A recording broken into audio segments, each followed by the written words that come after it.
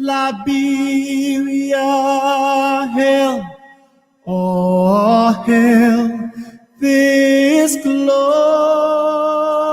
land of liberty shall long be ours. Though knew her name, great be her fame, and mighty be her power. Though knew her name, great be her fame, and mighty be her power, and mighty be her power, and mighty be her power. 1, 2, 3, 4. In joy and gladness, with our hearts united, we shout the freedom of a race benighted. Long live Liberia, happy land, this home of glorious liberty by God's command. This home of glorious liberty by God's command.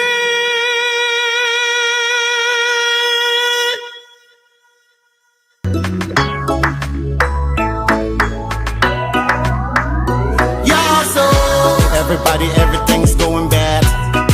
The situation getting worse. Everybody in the country getting mad. Dishonesty, poverty on the rise. The leaders them making empty promises. Promises for no damn strategies.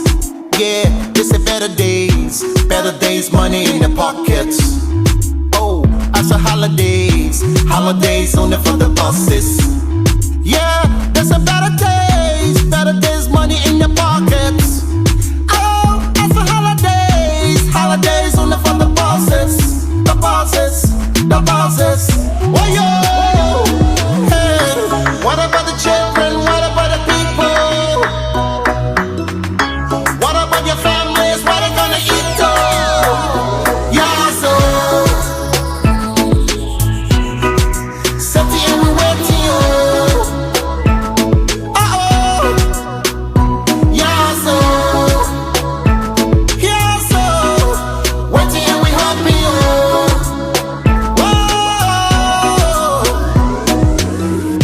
They don't really care about you.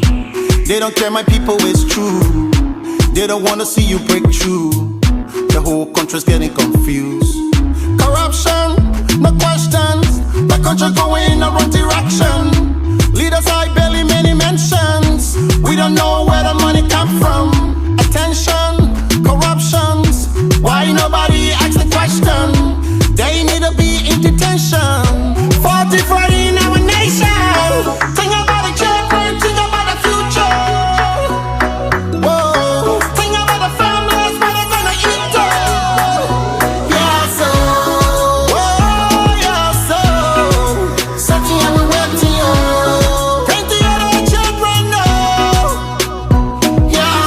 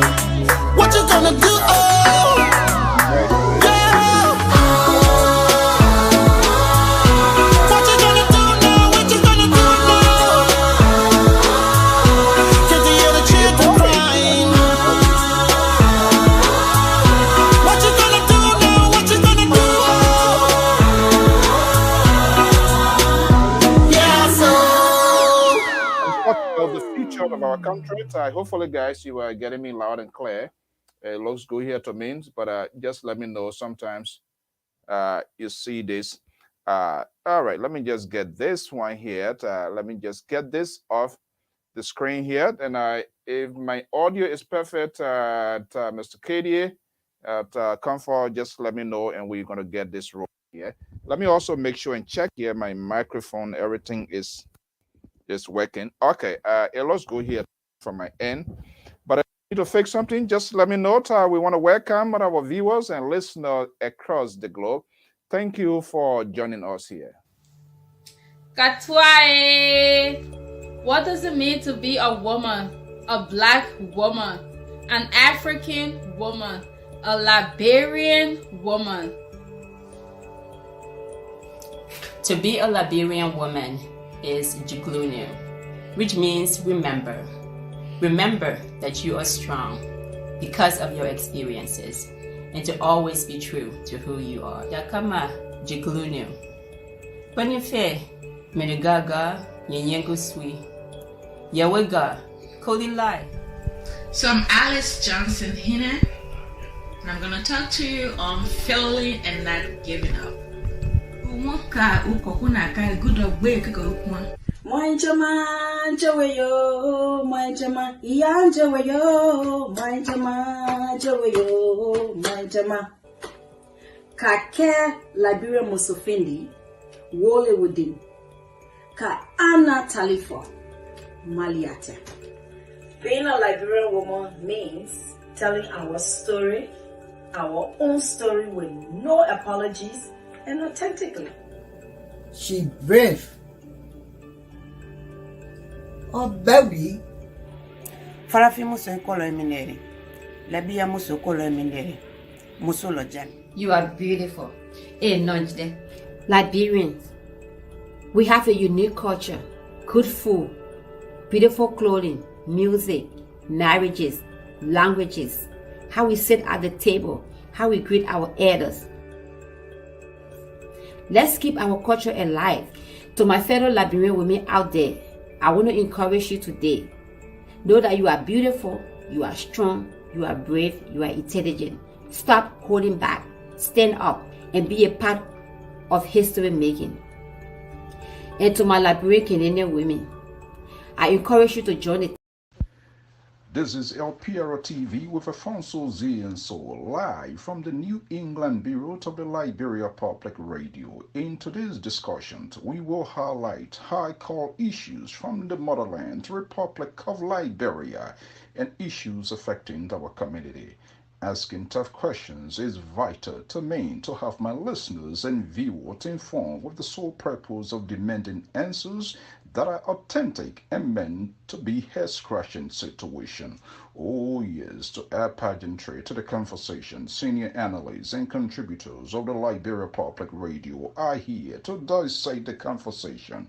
From Baltimore, senior analyst Professor Asese Labozalo, CEO, Real Academy and Gideon's Polytechnic Academy in Liberia. Senior contributor Amos George is in Atlanta, Georgia.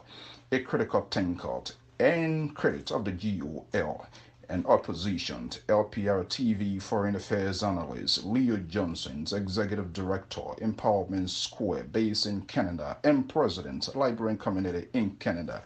And on the radar is Lpr-Tv, liberal, progressive, and host conversations with some Saint Blockul Bronto in Studio B in Saxton, Sacramento, California, is also on the radar. And of course, the doyen, former state broadcaster at ELBC and ELWA, and former presidential aspirant, Republic of Liberia, James Gamian, is based in the Garden City of New Jersey, is here. I am your host and anchor, Afonso Zienso, of the New England Bureau Desk of the Liberia Public Radio. Come, let's join the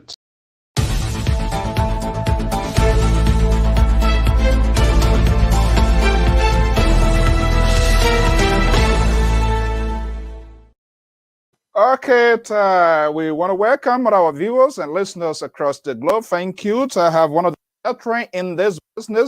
They are veterans, He's here visiting with us here today. We're going to be tapping into his expertise here. He's going to be joining the rest of the LPR team analysts. And I'm talking about my own and own Moses Sandy is the former national president emeritus, the Association journalist base here. He knows how the world works on Capitol Hill. In the drama, like one of our viewers on a regular basis, drama is unfolding. Where are we heading as a country and as a people? I will want to apologize to our audience, but it's ridiculous. And because I told him I'm going to call you out, the police director of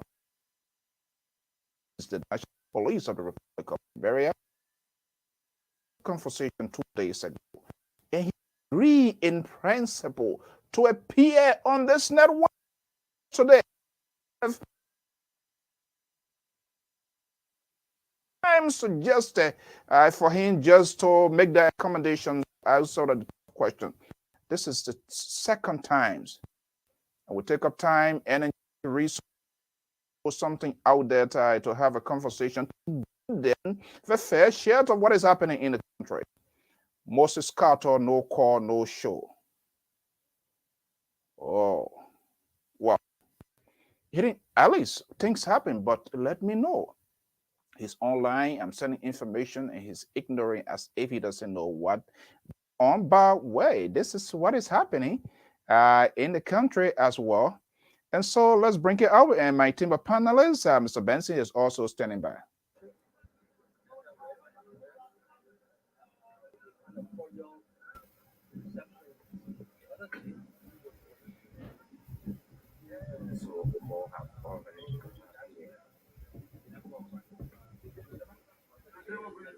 Ali have already arrived. Mo have already arrived here. So Mo have already arrived. Why are you still laughing, sir? We are working.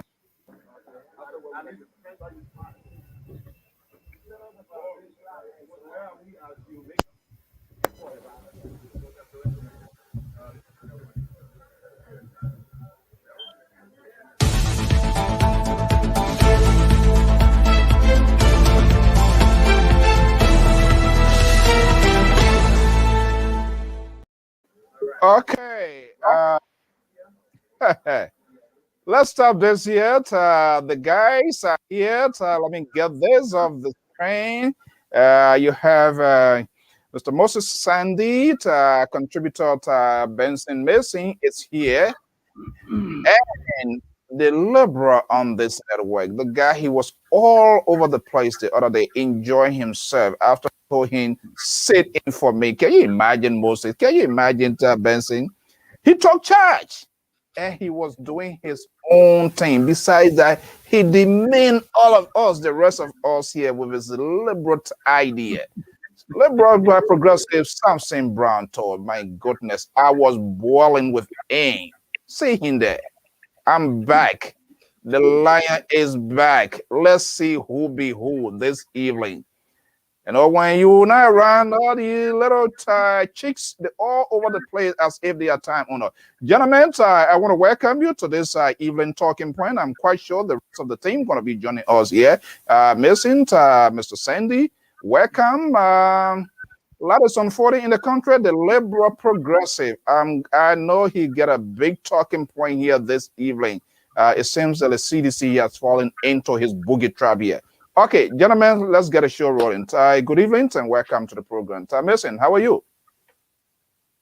I'm good, Mr. Thank you. Thank you for the invite. Okay. Brother Sandy, how you doing? Thank good. you. We are okay. Okay, the Dwayne himself, Moses Sandy. If you can just elevate your camera a little bit, let my audience capture you. Good. It's perfect. Yeah. Okay. I know a lion is a lion. What are a social worker not? But that's your neighbor strain here, this profession. So there's no way we can have this sort of conversation without you in the picture. The self-suspended civilian, I want Ambassador DAHN will be joining this forum. He suspended himself. He has restored his lesson. What the heck is going on? I want him come here, let him tell me something. Moses Sandy, good evening, welcome.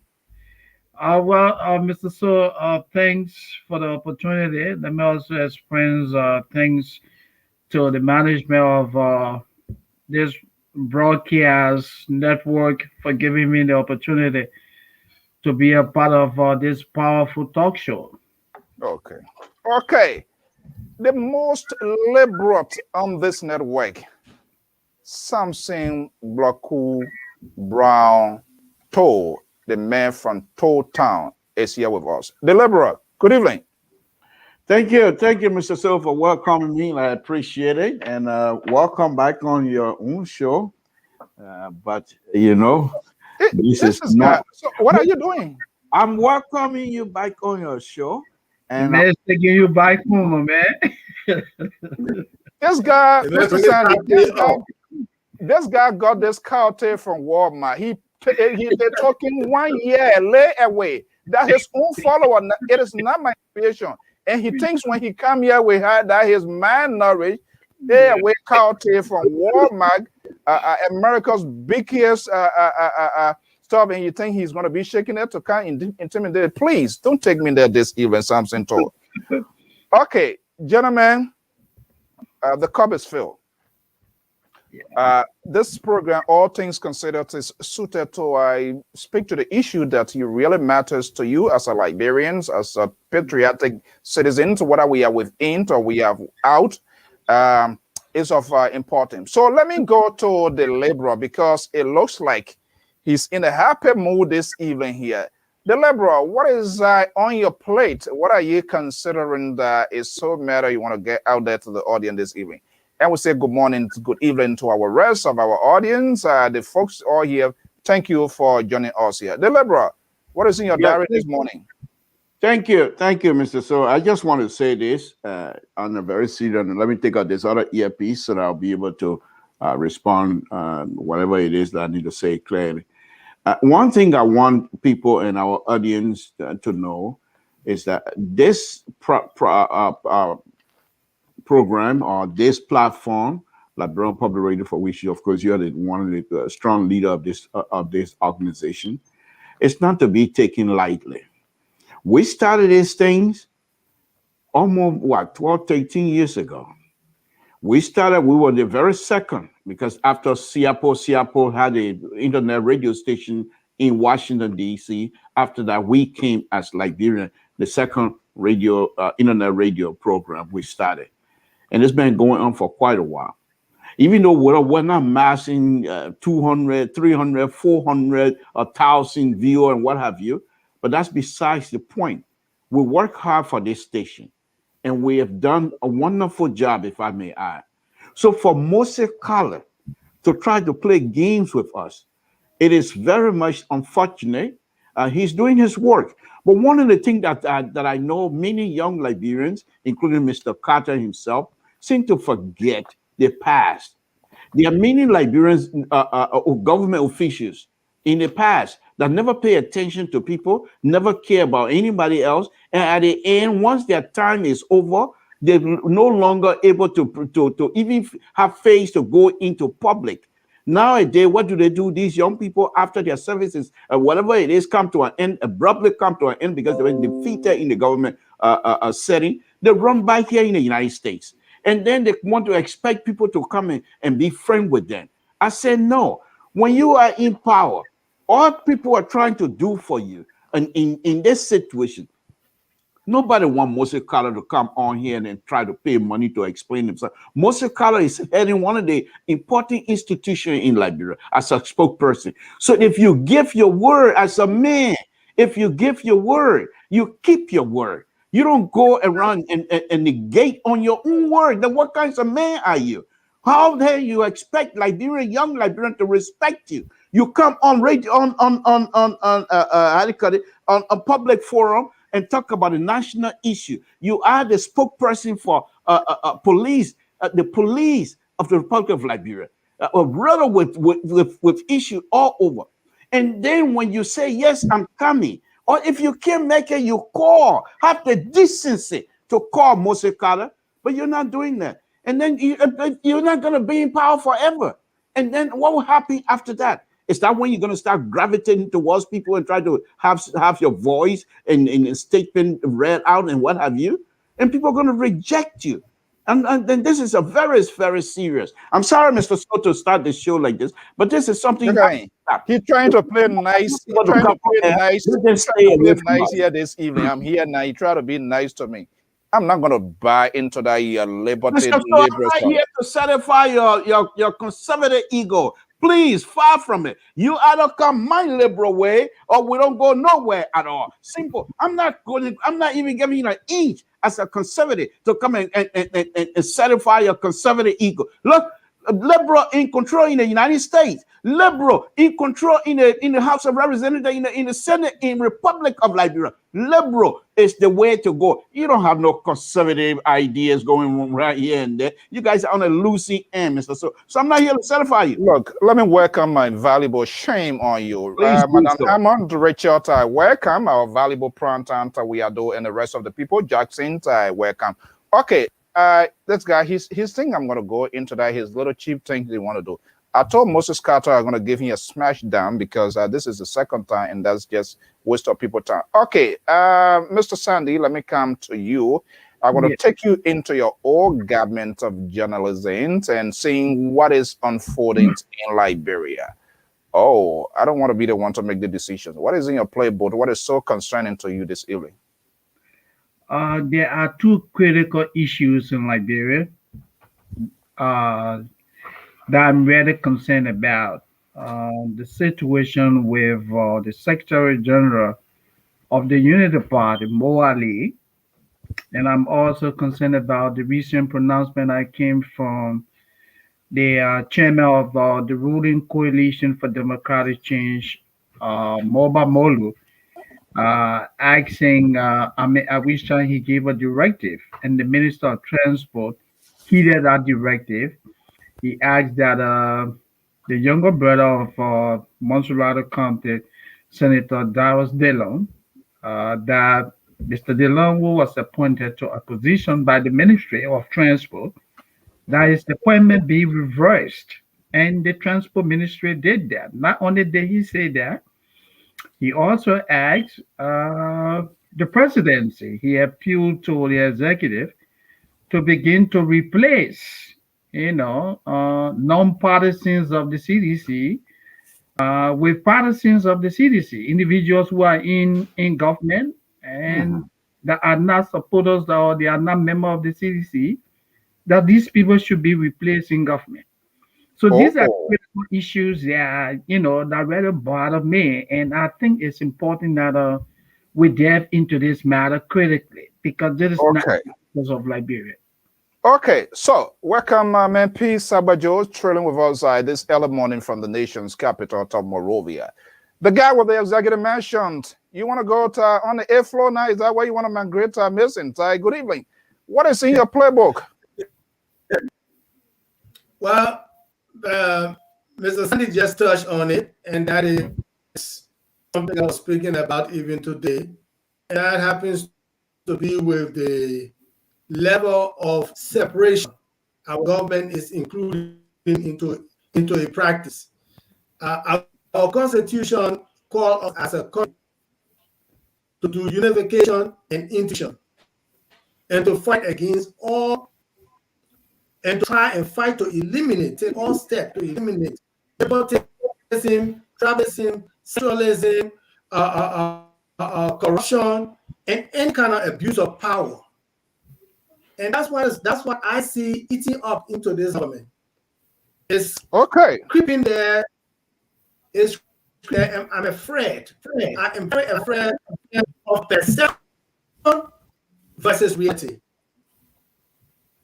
All right. Okay. I don't know. Your audio is kind of fluctuating, but let's see. Okay, gentlemen, thank you so much. I'm also I'm going to add my little puzzle into this whole thing here. We're going to look at, I know, one of the biggest in freedom of speech. Anybody can say anything because that's what the Constitution says, but I know there is a limitation. You're going to be able to have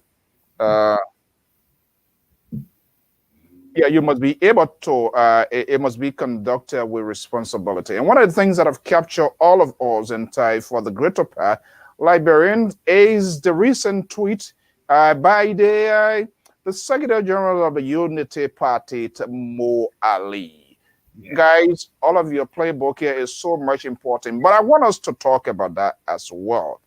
I also have my own version to it.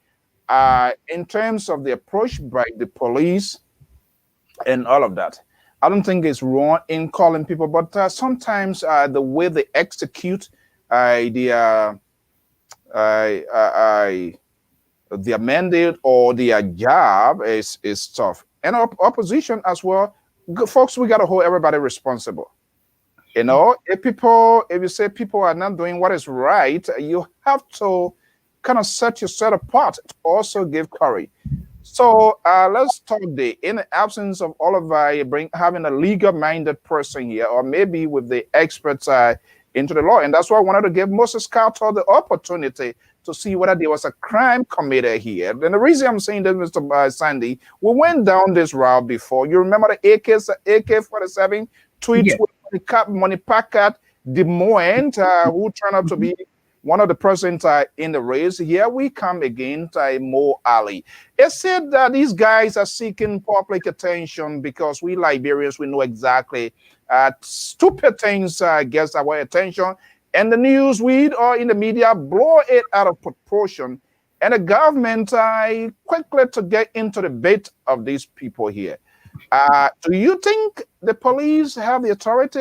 Do you think that was the right thing they did, or they went over the board? Well, I would say that, like the writer indicated, the police has the right to invite anybody if there is a legal concern. But under the law, when an individual is invited by anybody, be it security institution or not, when an invitation is extended, the person has the right to accept, to attend, and the person also has the right not to attend if the person chooses not to. So take, for example, the situation of the UP Secretary General, Mr. Ali. Based on news report, he was invited by the police. He was to appear last week, Friday. And the purpose of the invitation was to get explanation from him regarding a Facebook post, a post in which he indicated, and if I can just take time to read that, Mr. Ali had written on Facebook that dear National Elections Commission, we understand the ploy, but try it and you will see what is going to be the end result. So based on that Facebook post, the police chose to invite Mr. Ali. Mr. Ali did not show up on Friday because, according to his lawyer, he was ill. He appeared at the police on Monday. He and other top executives of the CPP appeared at the LMP headquarters on Monday. After a lengthy discussion, it was agreed that he goes and come back after 48 hours. Let me also note that while at headquarters, the police also came up with another Facebook post. You know, the police went fishing. They went on Mr. Ali's Facebook page.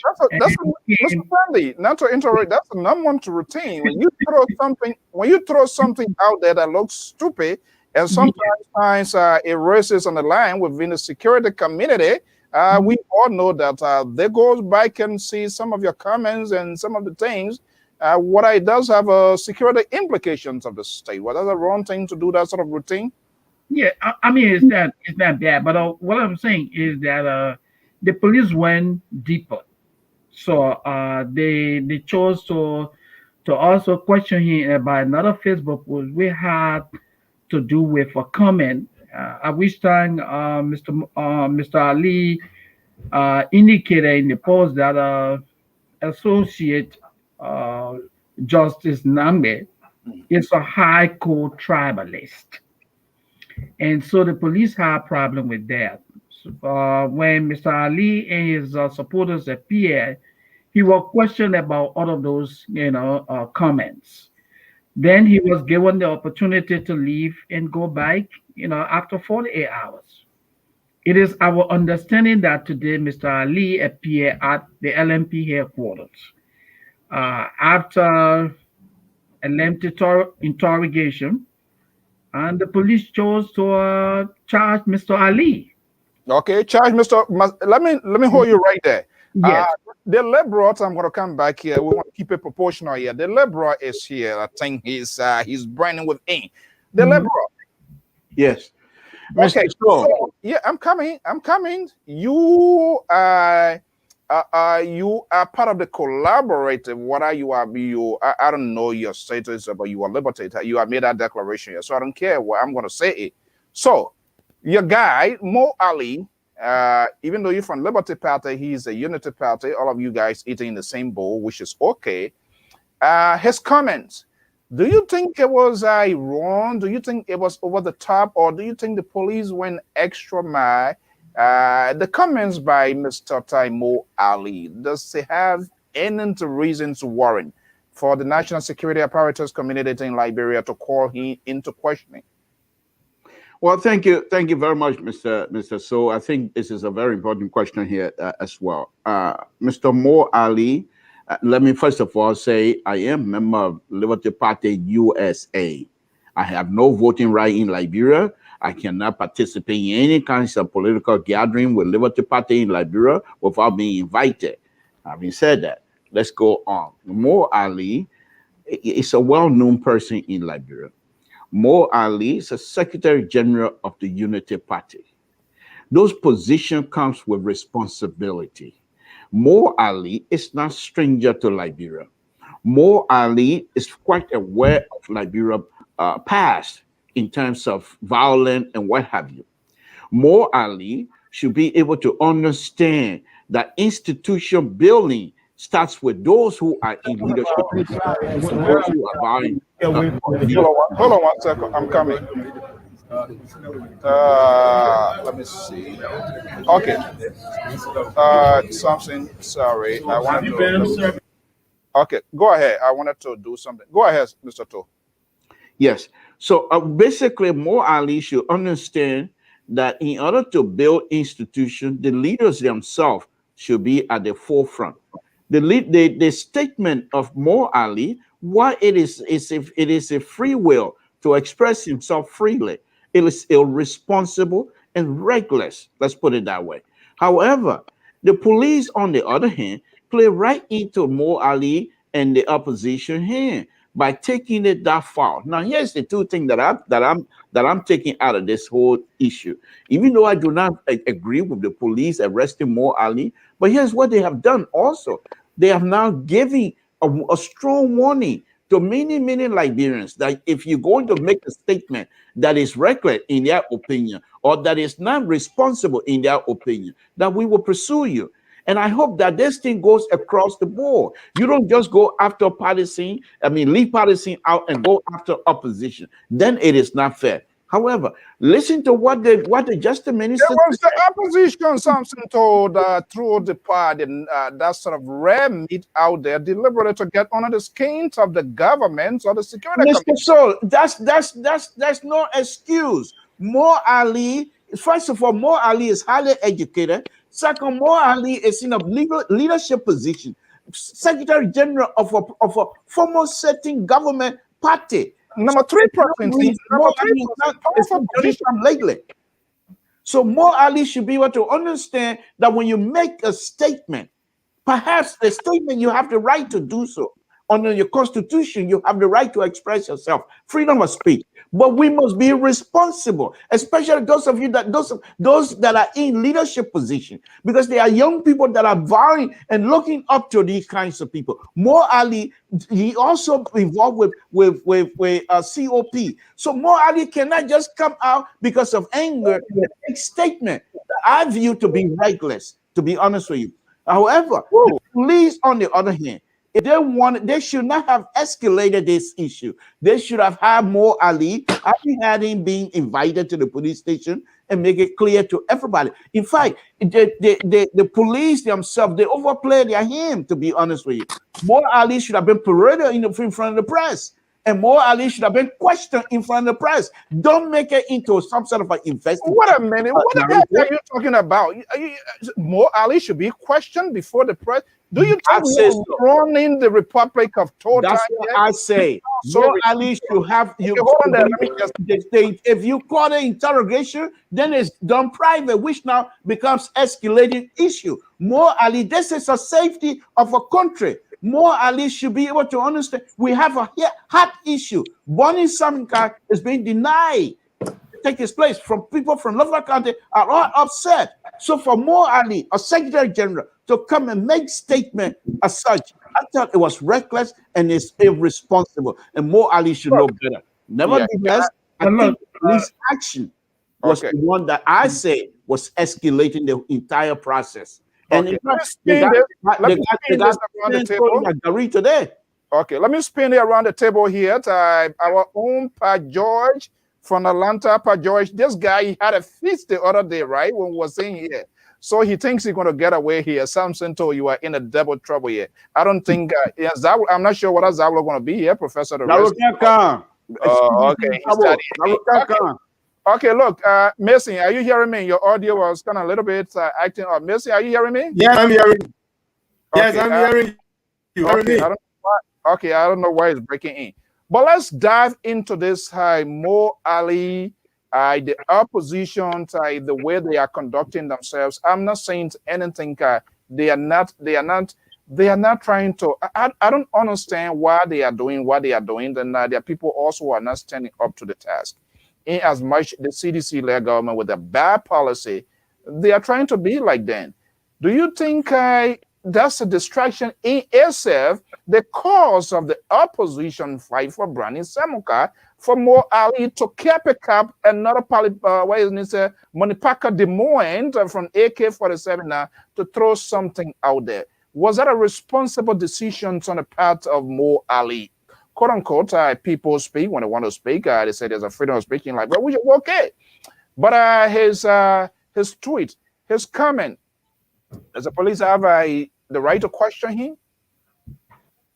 Yeah, the police have the right to question you. The police have the right to ask you question, and if you feel, if the information gave leads to a crime, the police can arrest you. If the information does not lead to a crime, they let you go. The police have the right to. Music. Yeah. I think. Can you go and come back? There's a lot of eruption from your audio. It's none. It's coming. Let me see. We'll try it. Let's see whether you can go out and come back. Just log off completely and come back because I can't do it from my end yet. Let me just see whether Pa George is okay. Pa George, are you there? Yeah. Can you hear me? Loud. Perfect. Okay. Ahead of us to be having this sort of a discussion, there are a lot of important things unfolding in the country. We need to hold the government feet to the fire. Equally, the opposition feet must be held to the fire as well. Is this a big sort of distractions is said by the opposition when they have a huge task ahead, when they should solidify their positions in the political fight for Brandon Samuka, if that's something they strongly believes in, for More Ali, who is also within the hierarchies of the collaboration, to come out and just throw something up like that. But are they getting under the throat of the government, and are they succeeding in doing that? Yeah, he did. Now, let me say something, Mr. So. We talk about free speech. If I came to you, Mr. So, you did this, but if you don't do it, you see what I will do to you. Go home. Can you go and sue me for that? Now, so here's the thing here. More has made a statement. The police said, well, the statement was tantamount to threat to undermine the peace of the country. But in the security community, in their context, that's what they say. Yeah, they say, okay. They say, okay, we want to have a conversation with you. Great. More I lawyer, sure, or say my client coming. Later on, he did all a letter that my client is sick. He cannot appear today. Was that a ploy, calculated ploy by then, or what? No, let me. You see, what they were afraid is what they fell into today. Normally, this is a trick of the police. They want to come in by, they say, come 3:30. They know by 4 o'clock, Ministry of Finance will be closed, the bank closed. So they can't get nobody to bail you. So they will end up detaining you. That's a common thing in Liberia for police to do, law enforcement to do. I know it. That's a common thing. So, more actually, lawyer legally did advise and said, no, we can't go by this time. If we go, they will lock you up because I will not be able to secure a bond. So they came out, they said, okay, he was sick, fine. I can't challenge the medical report, fine. Then the police one step forward. They said, hey, you are wanted. Now, under the law, if someone has not been charged, you cannot issue arrest for them. You can't say they are wanted. If you say they are wanted, that means they are fugitive. That means they have been charged and running away from justice. If you went to court, the court set a date that you appear, and you fail to appear, the court can issue that warrant, your arrest warrant. That means you are wanted. So normally, you cannot declare anybody wanted when they have not been charged. That's one problem I got with the police first thing. Because what a charge? You say you want more for conversation. So the language or tone deployed here by the police, does that kill their case? It kills a case. If you are wanted, and I hope to have a person here at some point in time. Okay, go ahead, and then I will get back. Because once a law enforcement declares someone wanted, a crime means that person is fleeing from justice. That means they have been charged. That's it. But if you invite for conversation, I won't show up. You still have the opportunity to, hey, call me. You want to see why you didn't come. This is what we want to discuss with you. That it was not in the case. You declare a man wanted. Now, if you declare you wanted, immediately your life is being put in danger. Because that means you're fleeing for justice. And then law enforcement also can apprehend you. Because you are figured the government have declared you wanted. Now, they say that never issue any charges or more early. Then the worst thing they did, they say they send a mail or text. Is that how government official communicate on to people who you post as security threat by text? Okay. Is that how government Mr. So, the government said you have made a statement that is tantamount to the security of the state, but they send you a text. Is that the official way of communicating with someone who have made a regular statement according to them that has the potential to undermine the peace and stability of the state? Is that text you're going to send the person, inviting the person? These are regular things by the police, the government of Liberia. So here's the thing here. If they say that is the yardstick they want to set, that when you make such a statement, you'll be invited to the police to explain and detain. I do not have a problem with it, if at all. That is the new precedent. I do not have a problem with it. But let me just try to refresh the memory of some people. Mama said that he had credible information that people were about to assassinate President Weah. Okay, the president. President Weah went to Ghana and sanctioned that statement. We didn't see no security apparatus invite Mama or to even ask the president the source of that information. Nobody did it. Segu Sharif said that VP Joel Howard brought people in the country to kill President Weah, that he had evidence that the security people would arrest the woman.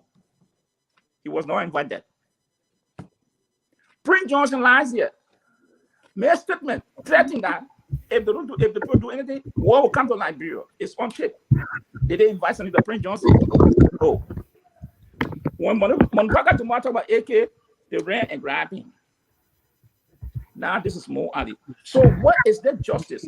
What is that peace that people are yearning that they want to protect? Is that how they want to protect the peace?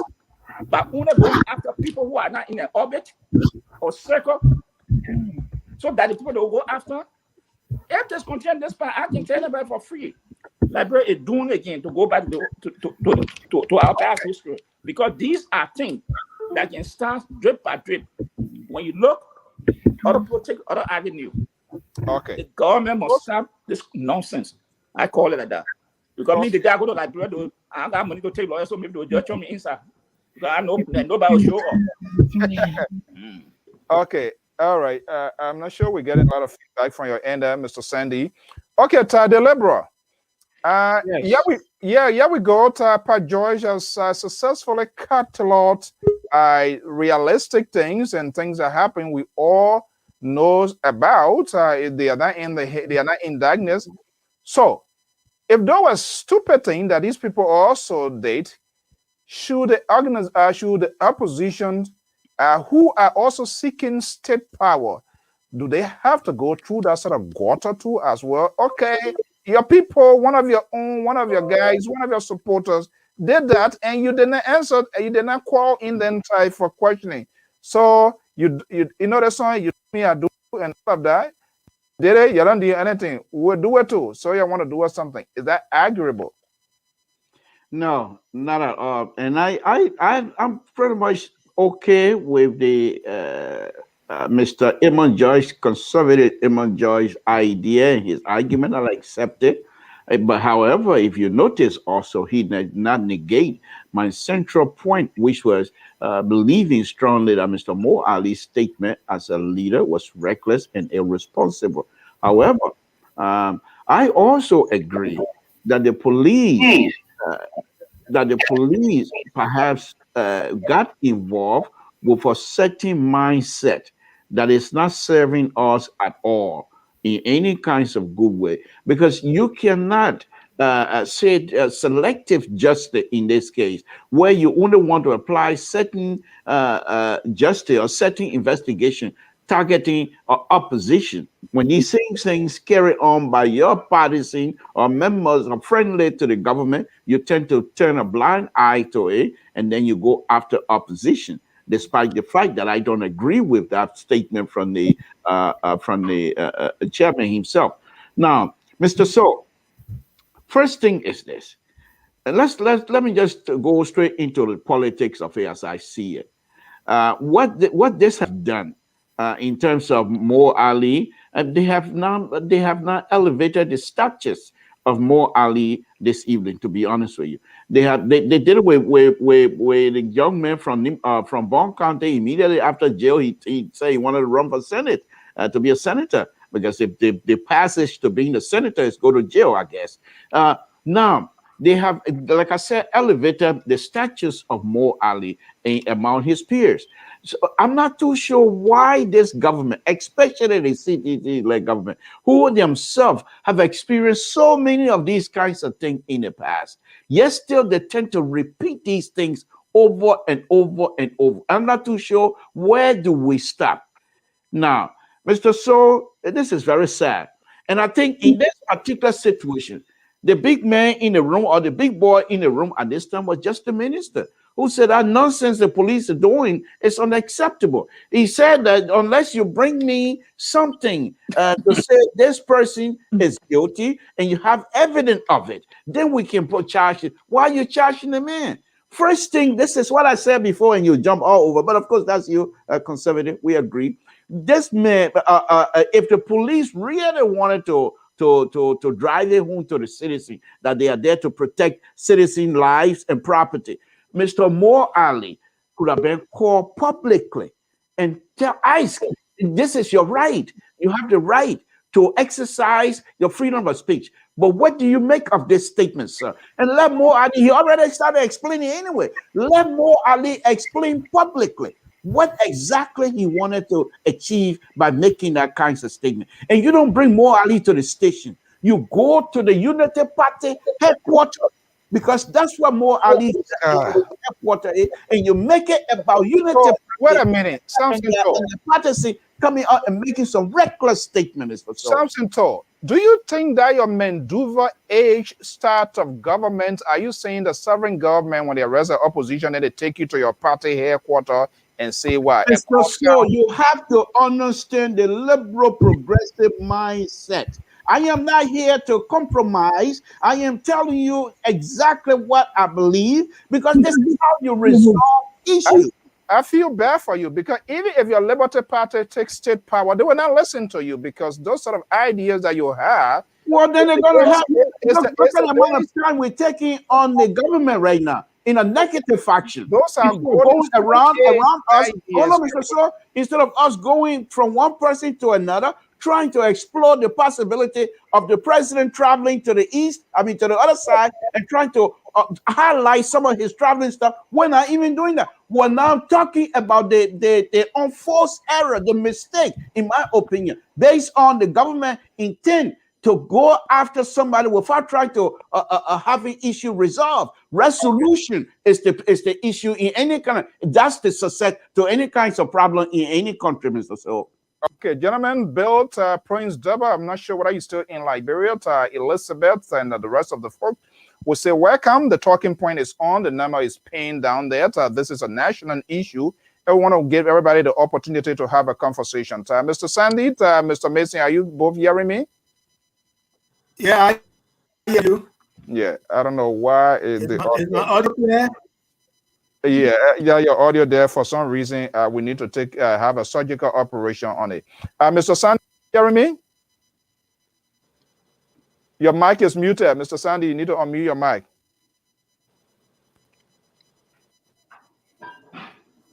Mr. Sandy, your mic is muted. Okay. The Libra will be back here with us. I don't know what's going on with you. Missy, are you there?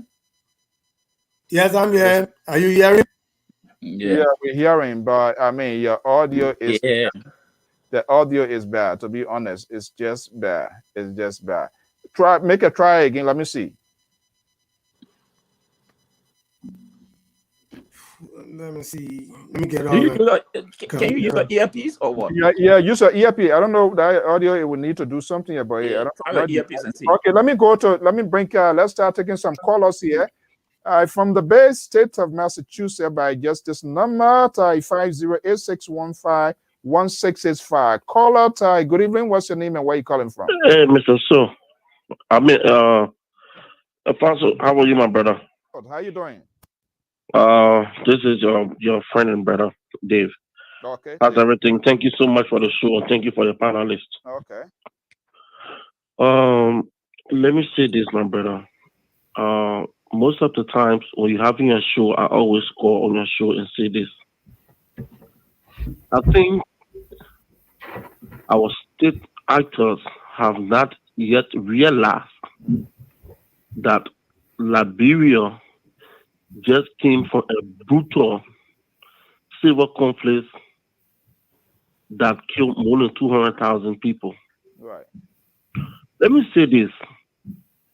And before I even say what I want to say, I just want to say this to some of the journalists or so-called journalists in Liberia.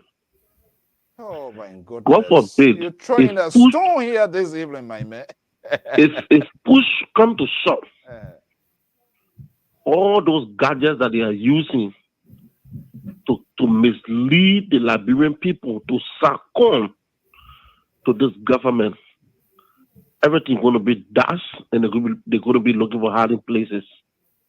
Mr. So, let me just ask you this. What about the statement that Mo Ali wrote that is a threat to national security? What is about that statement? Is the Liberian National Police is telling us that they are prosecuted now? Or that are they soothsayers to read the mind of individuals? So with the government of the Republic of Liberia be arresting every individual that's going to post anything on social media, be it positive or negative, is that the road that we are taking now? And look at what happened this evening. Journalists were flocked. One of the journalists, maybe you might get that information.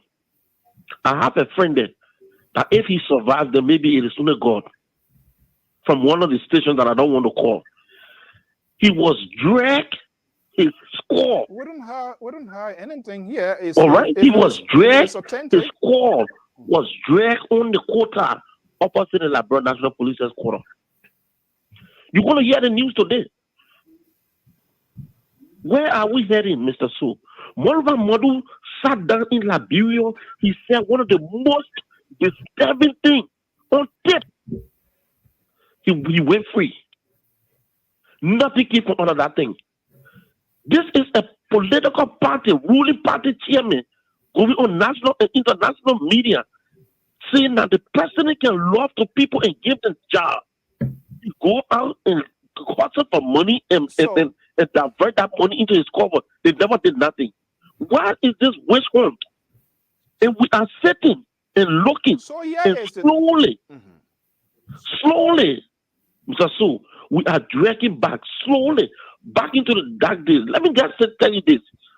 I lived in Liberia for all the war, World War I, World War II, World War III. I was there, my brother. You know what started to make the PACON started popping? It was this infringement. My mother always tell me a parable saying when you squeeze a baby bird, it has the propensity to poop in your hands. And this is where we are going to gradually, and people are sitting. See what they are doing to that man. Nothing. And trust me, my brother, at the end of the day, Mo Ali going to be free. And just what the justice minister said, it is true. Where are the evidence that you are charging this man on? Did you see him throwing petrol bombs? No. Where are the evidence? Only on Facebook posts? You don't know, it's so featured. And this is the same thing that Henry Costa ran away from.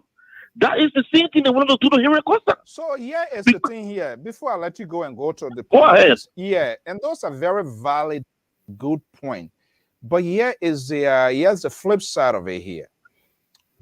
If all of these things are the CDC-led government they are doing, I was in Liberia when Molba Molo made that statement, and he said it came from LSU. That I tried to get an interview with him, he refused.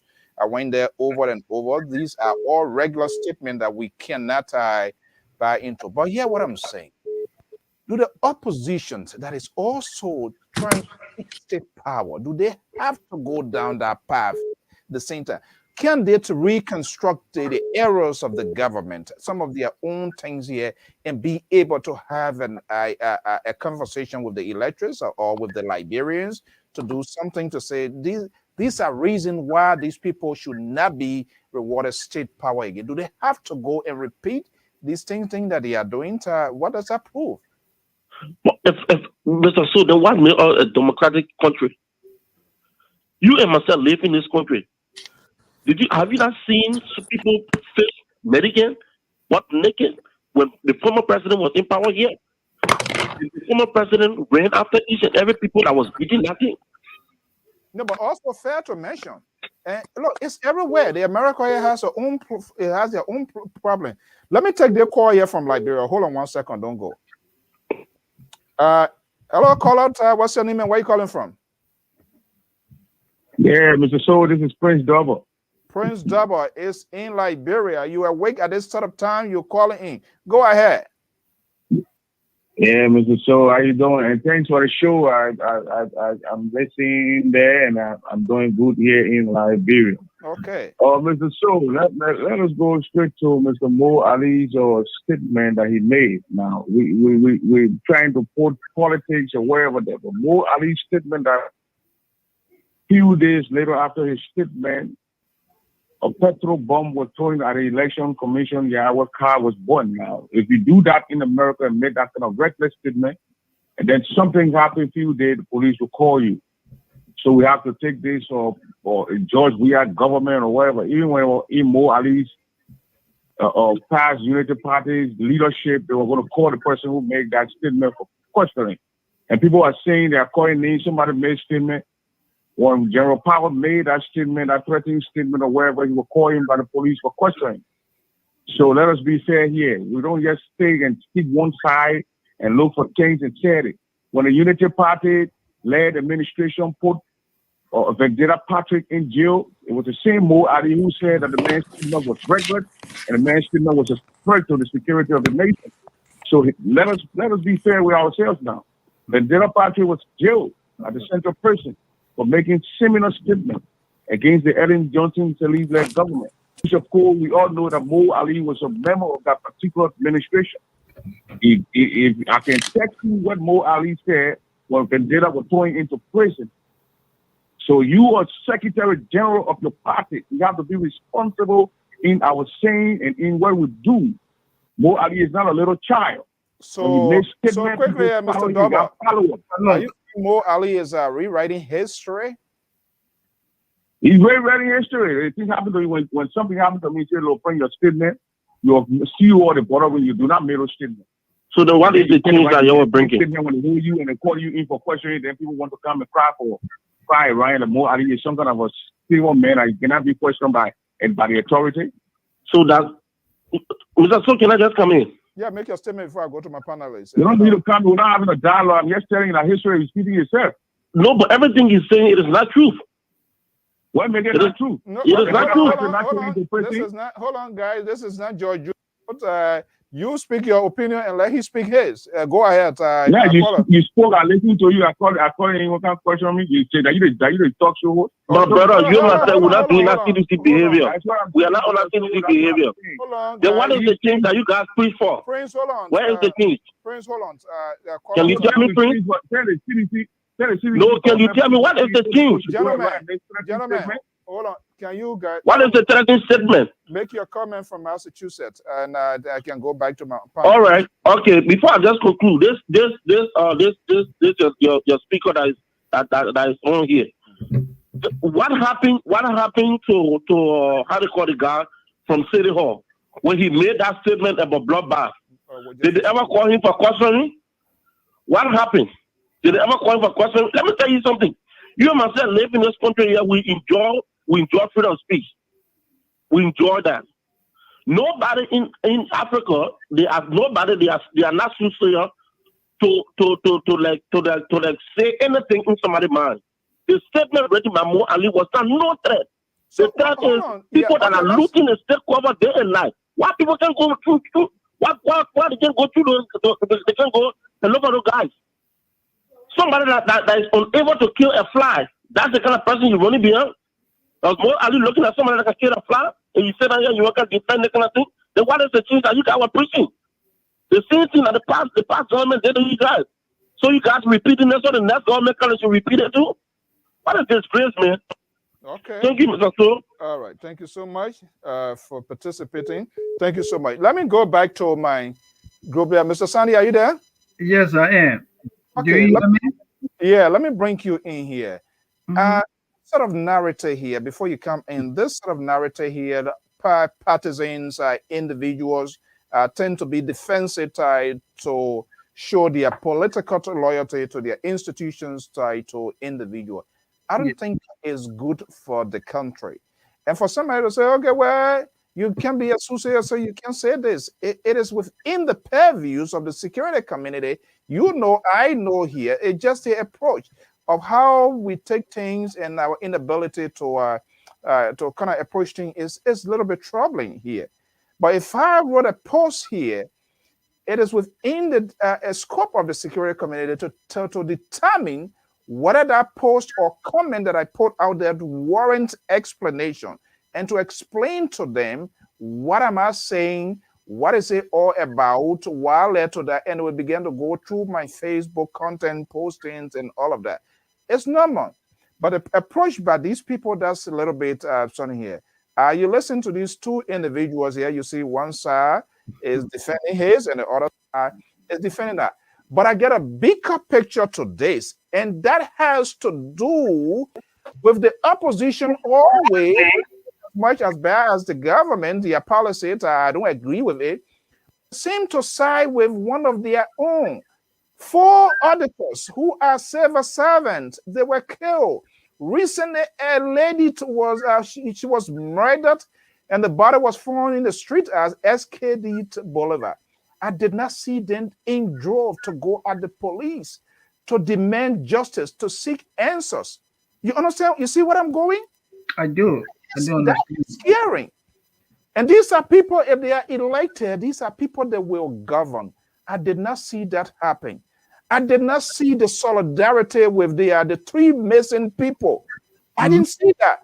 But Mo Ali, I will say, in my own view, what a stupid thing. He should know better than that. As a major actor, and I see everybody from all walks of life to swim the police headquarters. That is ridiculous. We can't do that. What are we? It's a sovereign nation. If they stand for ordinary Liberia and they would just be in solidarity with one of their own, then I have serious questions of their leadership style. Go ahead. The opposition has the right to protect its members. It's like any of our colleagues in Asia. If anything goes wrong, we have the right to rally around the person to make sure that the person is giving justice. And I think that's what the opposition did. And the opposition also has a responsibility to speak for all Liberians when the need arises. Now let's look at the Mo Ali statement. Mo Ali post has a subjective interpretation. This gentleman wrote, say, hey, NEC, we know the ploy, but try it and see what's going to happen. That statement has several interpretations. It depends on the individual interpreting it. The police read the statement, they interpreted it their own way, and they felt that it has security implication. I'm not a lawyer, but another person will come and say, oh, well, this is not what Mr. Ali meant. You see the conflict now we have due to the misinterpretation of this one statement. In the wake of this, the police come and charge this man with what? Terroristic threat, attempt to commit murder, attempt to commit what? Arson. These are the charges against Mo Ali. The Minister of Justice, who is the Attorney General of the Republic of Liberia, after Mr. Ali was imprisoned by the police, the Attorney General gave a directive that, hey, release Mr. Ali. He asked the police to produce evidence that will support a claim. Right there. Yeah, and guess what, Mr. Saul? After the Attorney General made that statement, it is my understanding that the president reversed the directive of the Attorney General. So you see the crisis we have now. The Attorney General, what I will assume is a senior legal advisor to the president. Prosecutor of the GOL of the government. Yes, two prosecutors say, hey, police, you must produce evidence that will support your charges against this honorable man. Based on what I'm saying, get Mr. Mo Ali out of prison. The president, who should be listening to his Attorney General, he says, no. Mr. Attorney General, you step aside. Police, go ahead and do what you got to do. I have the executive power. I have the executive power. You see, working for me. You're not working for the Liberian people. Yeah. Hold on right there. Let me see these people here on the line. Let's get them involved. Caller, are you there? Yeah. How are you? Okay, I have two numbers here. One here, I'm not saying it said no caller ID, whatever the number is, and I have 609 number. Let me go to the one first that came first with a no number. Hello? I'm not sure whether it's an international call. Yeah, what's your name and where are you calling from? International call.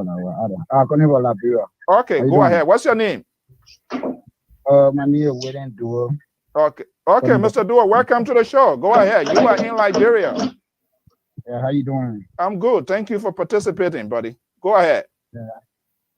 Something I really want to say, about something like what happened today. I really want to say, can you speak louder a little bit? Okay, what I really want to say, what happened in Liberia today. Sometimes who Liberia in America, when Liberia in the diaspora sometimes. Sometimes we appreciate and they talking what they're doing for our country. They're doing good. Okay, what happened today in Liberia? Right. Let me say this to Liberian people in the diaspora. We think they did to that young man resting, they're gonna bring trouble today in Liberia and your watch. What's gonna happen in Liberia? Because today I called the police director to release the man. He agreed to release the man. You say you called the police director? Yes. On whose directive? You were calling the police director. Do you care to disclose your full identity to us? Is that something you're willing to do? Or you did it as you did it as a Liberian? Which one? So do you care to tell us? I'll do it as a Liberian to bring peace in our country. Okay. Okay. Yeah. I called Moses Carter today and asked me speak today on the phone. I say release the man. Hold on. People talking. And what did Moses Carter? I should have hosted him here today. He didn't show or no call, no show. So when you asked Moses Carter to release him, what did he say? He said he's going to release him today. After that, after the 5:30, the president called. We are called. They will not release the man. George, we are called. Yes, the president said call. They will not release the man. Me and Moses Carter, after he called Moses Carter, they will not release the man. Moses Carter said, "Oh, we didn't do a job call. They will release the man." He said, "Nobody will release the man." Is that what Moses Carter told you that George we are called him? I was on the phone. You were on the other phone. After the you called Moses Carter because Moses Carter have a two phone. The phone was in his hand, and he was on speaker. You understand what I'm saying? Yeah. He said nobody will release the man. And you recognize the president's voice that he was the one that was talking? We are and I got no way to talk. No, man. I know how you can talk. Okay. And let me say this to my uncle. I can call you my uncle. I can call you my brother. Right. We're going in Liberia. People dying. We're not doing nothing. We're finding bodies every day on the street. I am concerned about that. Absolutely. That is a fact. Body, today, to be honest, you find 3 bodies. One from Kakatan, one from Matale, and the other body from here. So hold on, yeah, those one, and I'm concerned. Moses Carter is not a police director. Patrick Suru is the police director, and Moses Carter. The reason I said because that two better me and Patrick Suru can talk because so why are you what? Is there any problem? Because I got big problem with him. Big problem with him. I can tell you. Only person I can talk to that Moses Carter I can call. Are you part of the? Are you within the opposition community or what? I'm kind of curious because I'm getting some good revelations out of you here. I'm not in the opposition. Okay, I mean I can say that I rebel leader. Okay, maybe honor you. When I won't worry. You what? Can I be honor you? What you say? You what? I rebel leader. Mr. So okay, we don't entertain if somebody is a rebel leader. That's not something I want in my country, to be honest with you. I want people I don't want to say something. So this is not where, and this is ridiculous. 609. Let me just go to you before we get back to the person here. I see why some of this stupidness is coming out here. We gotta be responsible. You rebel leader. That's not what I'm going to entertain. This is crazy. 609. So I see why this country is having so much problems. Good evening, Mr. So. Go ahead, caller. Go ahead. Yeah, the caller I just called, he called himself Roland Duo his line. It's not Roland Duo. I don't even have time to be chasing people. Yeah, he's not Roland Duo, he's a liar. And I mean, he should stop that. But the one I want to say, Mr. So, is that Liberia, first of all, need prayer. Liberia, we Liberians, whether you are in the diaspora, whether you are in Liberia, or wheresoever you find yourself around the world, there's a need to pray for that country. Because, Mr. So, even the people that are calling themselves oppositions, the very group of people was just in government yesterday. These very people that are calling themselves the most strong opposition, they were just in government yesterday. For 12 consecutive years. Let me see a number calling in from now. It appears on my caller ID, so I know how to track this number here. Just hold on, please. Hold on 1 second. Hello, caller, are you there? What's your name and where are you calling from? Oh, that phrase again. You called me on. I didn't end, Mr. So. Yeah, I think there was another number. You were the one. Where are you calling from right now? Liberia? This is Prince Double. Oh, Prince. Oh, okay, Prince. All right, yeah, hold on 1 second. The guy was talking. Somebody called and they said there was whatever. I went through a terror, so I don't have no dealing with anybody who wants to think we a rebel. I called that. That's how it went off. Yeah, go ahead, call her quickly. Then I'll bring in Prince, and we'll go ahead. We'll talk. 609. Go ahead quickly. Then I'll bring in. Yeah. Okay. So we're not running prayer. Look, let me. All of what we're doing, all the people talking, the opposition think that they are using these things so that to scare off investors away, so that investors will not go into Liberia, so that this government will not succeed, this government will fail, so that they can come back into power. But will that help the Liberian people? No. Because you know why? We will continue to live in the same path. Just as to do it. So it means that we'll continue to scare away investors. Somebody stuck in the diaspora is fed of pointing out the wrong way and not saying, don't say the truth. Like you do, Mr. So, you see the truth, you say it. But to endanger the life of the people in the country. Mo Ali, you are the party executive. You got group. You got people that are following you. You set a favor and you write reckless statement. Okay, Whatever I can say that. Yeah, 10 seconds, please. And then this statement you write, just after 2-3 days, there is petrol bomb being thrown all over. Who is responsible? Even here in the United States, we will call you in for questioning. All right, thank you. We'll call you in for questioning. There's a need that Mo Ali answer to this question. Okay, thank you so much. How about go ahead quickly and let me go to Mr. Kwame here, then I'll go back to my panelists. Prince, go ahead. Yeah, so Mr. So, just to conclude what I was saying, Mo Ali is not above the law. Liberians need to understand that if you do something, every statement you made, and something happened, you must answer to those things. Mo Ali made a statement. Few days later, the election commission confirmed cars burning in it. Even in the state that you live in Providence, Rhode Island, over there, your police will call you. The police department will call you in for questioning. We know that. We live in the diaspora. We come to this country and we go on media and we think that we're above the laws. I listened to Mr. Sandy talking about and he's thinking, I think to himself, some comment he made about the president calling and then telling the people not to release Moses and Mo Ali. We need to stop this kind of talk. He's a president for the president in the diaspora. You don't make this statement of fact. Do you have evidence of a president calling? Do you have information that the president called and said that the man will call in the police station for questioning? The police heard they are telling Mo Ali is in there for questioning. If the answer and the people feel that when he did, he will go to court. If you hear and they will let him go.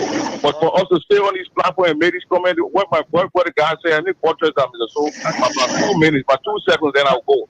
We stay in the diaspora, we bring this nation back. Let me tell you one thing, Mr. So. People coming in this country every day and people are building and people are making profit. This gentleman is propagating false news.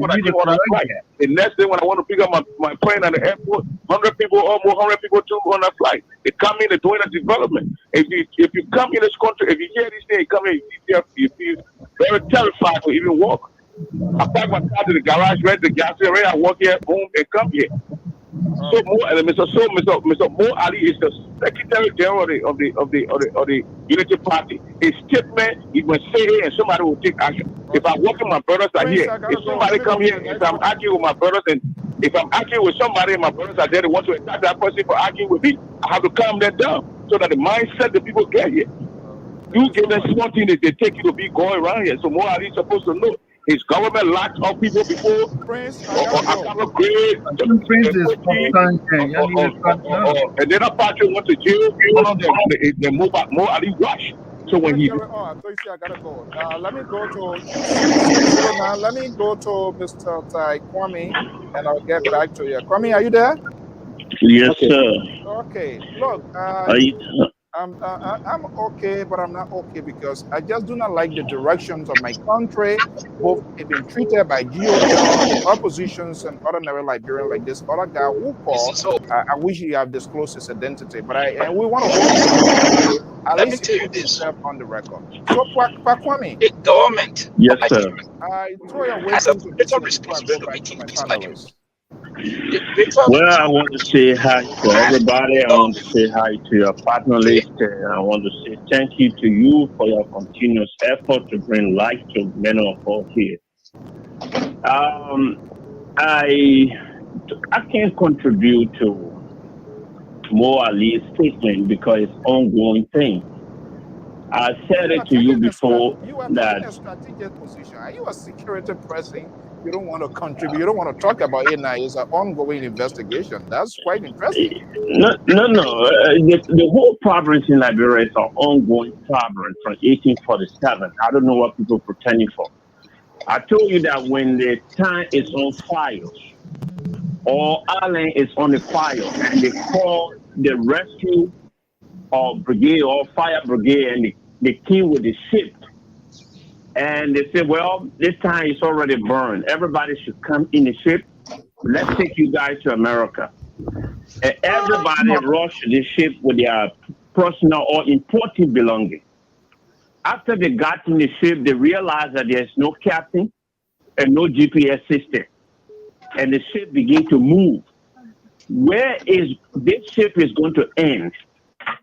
The either ship sink in the middle of the ocean or end up a deserted beach somewhere. That is the feature of How your schedule? But How your schedule? people don't know. Let me say this again. Solomon Fazer from Egypt. You have to have a schedule. He's a teacher in England University. If you get a 10 o'clock every day, England 10 University. Can't get a He woman said for if 5 you put a group of bad people together, they will not excel because they look at each other at the same level. So they will not progress because they see each other as criminals. So nobody is going to give sound advice. That is the features of Liberia. Other people came, they took the vast majority hostage with no proper plan for the countries. They built the country based on assumption what we want out of it. Okay, not inclusions and not collective ideas. They were always in fear. So the Liberia is being in this position for a very long time. Even those that considered 1847 to 1945 government to be democratic government, it was gun-boot diplomacy, not really a democracy, because vast majority were ostracized. They were outside of what was going on. All right. The flag does not represent Liberia. The knee does not represent Liberia. And Tuckman killed his own rival in 1940-something, Cuomo. Okay, put it into context. Pakwami, put it into context here quickly for me before I join my group. So, yes. What if we were asked to kind of like intervene in this thing here, and the talking points out there now is just going to in different direction, forms and shape. What could be a possible advice? My possible advice was to bring the international expert and committed Liberia professional, bring them to the table and create new dialogue. New dialogue that will bring about new features of Liberia. That means we have to revamp the whole government. Revamp the whole government to bring the new government that will represent the inspirations and the behavior of the people. Yeah, okay.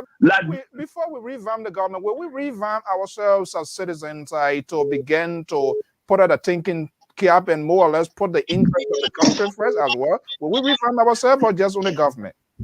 You have to revamp yourself because government is a larger institution. The more advanced institution need to be revamped first because Liberia are interdependent with their own government. Okay. So that is the larger institutions in the country. So it needs to be revamped. This is what I said, that when you put bad people together, they look at each other at the same level. Every Liberian look at each other at the same level. This is why the Moja group has an advocate group for Liberians.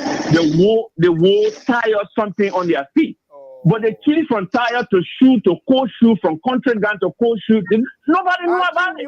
Today they are all rich people. You are getting in trouble with the LIBERIA this evening now because you're going to fire. No, you should know that. They were wearing Santa, they were wearing tire in the 70s. They changed from tire to coat shoe. And they changed from tire to leather shoes. And today they are wealthy people in Liberia. They don't represent that type of, movement anymore. All right. Thank you so much, Kwame. Thank you. All right. Thank you too. Okay. 609. Make a point lastly before I go to my group, please. Yeah. Okay. Just to conclude, Mr. So, we as Liberians got to wash off our mind, like the concluding statement that Mr. Kwame made. Got to now take off ourselves, come out of this thing we call opposition. Opposition doesn't mean enemies. Oppositions are people that's supposed to help a country to grow. In your definition, right? In my definition. But opposition in our country is to tear down the crap mentality. Once the enemy don't go up, I must pull you down. Okay, thank you so much, my man. That's what is happening in Liberia. All right, thank you. One of them, even down to the progressives that is right now in our studio. You are in the trouble. Progressives. Yeah, the progressives. Branto. Okay. From Totan. Okay, thank you so much. From Totan. Yeah. Let me go to the guy. Gentlemen, I'm sorry, but this is a national call, so we have to go there. Okay, guys, I'm back with you. Ambassador Roosevelt DAHN is in the palace in the talking point with us. Ambassador, are you hearing me? Loud and clear, Chief. Okay, loud and clear. Welcome. That's the self-suspended sedition. We didn't know why he suspended himself, whether he was red-carded behind the scene. Now he's back in. He's from Liberia. Before I bring her to you, let me get these reactions from these gentlemen first, from the last talking point, and then I will come right back to you. Mr. Sandy. Yes. You listen to Liberians. I don't think we are coming to an end sooner with this sort of a conversation. Who knows? Before the new week begins, another crazy thing going to come back, and we're going to be right back here again to redry our throat. Go ahead. Absolutely. The people are confused. And in fact, let me make a clarification here. The last quarter, he did say that the president called. When I spoke, I didn't say the president called. I did state that the president reversed the decision of the Attorney General. So how do you know? How you got that intel? How did because it has been reported. It has been reported that the president reversed the decision, and Mr. Ali remains in prison. Can we tell that in with the Attorney General's argument to say, "Hey, this is a different thing"? Can we tell that?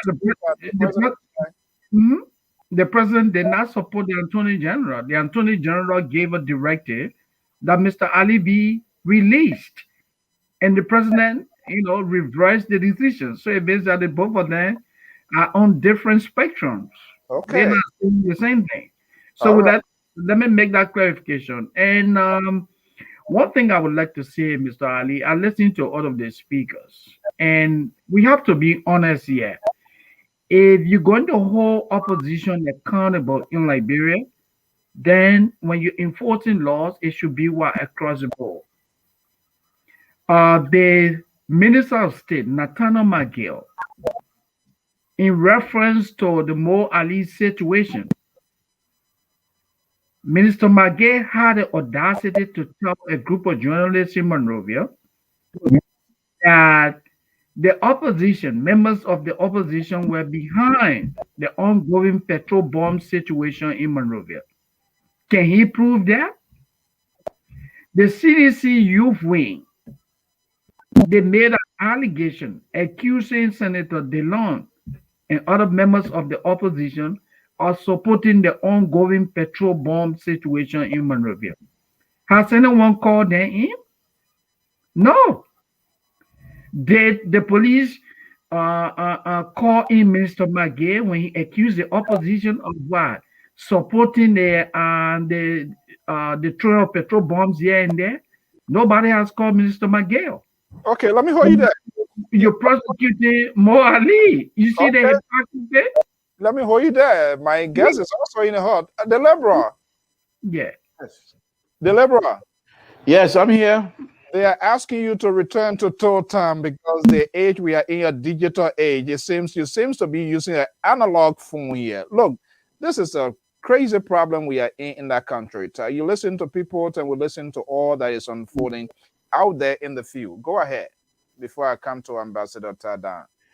Well, Mr. So it is very sad and to have this type of situation. I've been perusing all over the social media. I've not seen where the president have reversed the decision of the social media you're going to go to. Is that a place to get a source information? Is that where you get your information? The liberal social media? Come on. Well, so, like I said, the digital days of today is much more advanced.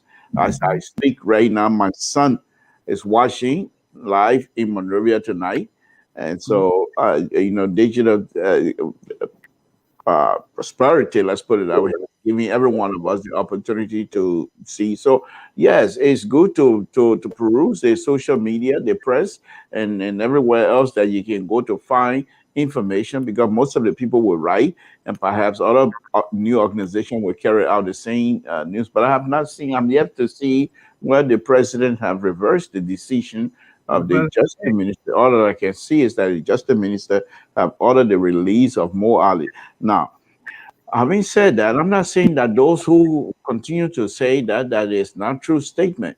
However, if this is true, that we find out that the president have reversed the decision of the justice minister, who is clouded with the law, who has the ability to find out constitutional aspect of the law as to who's violated and who is in contempt with the law and what have you. If he can come out and say this man need to be released, and the president is saying no, then I'd like to know from what position the president is speaking. Does he have other evidence that the his justice minister does not have? So this is another issue that you might call Saturday Night Massacre. Back in the 70s here, we saw where Nixon have to fire Archibald Cox and what have you, because they refused to carry out certain order and what have you. Now, it might not be the case in Liberia. But I'm just saying that these things are something that the president and this government have to be careful. But then again, let me just throw a little politics in there. Perhaps this president and CDC do not intend to seek second term, and therefore they don't care what the people of Republic of Liberia think of them, or what the international community think of them. And because if you're not going to seek second term, you don't care. However, they have to make sure that they're very careful on these things, because if you leave office tomorrow and you start these kinds of precedents in governing, the next people that are going to come, they will do the same thing to you. Is that when you want people to come to your defense because you think that what you're doing now is legal? What makes you think that they might not be able to take the same law book that you're dusting up and try to apply here? What makes you think they might not be able to apply the same standard to you and your colleagues? This is a very dangerous situation if the president is truly reversing the decision of the justice minister, Mr. So. Yet to be authenticated. So I'm going to come back to you, Mr. Sandy. No, Mr. So quickly, I just want to tell you something. I just sent you something to your inbox. Look at that. All right. It has to do with the same story. Okay. Mr. Mason, is your audio good now? Mason, are you there?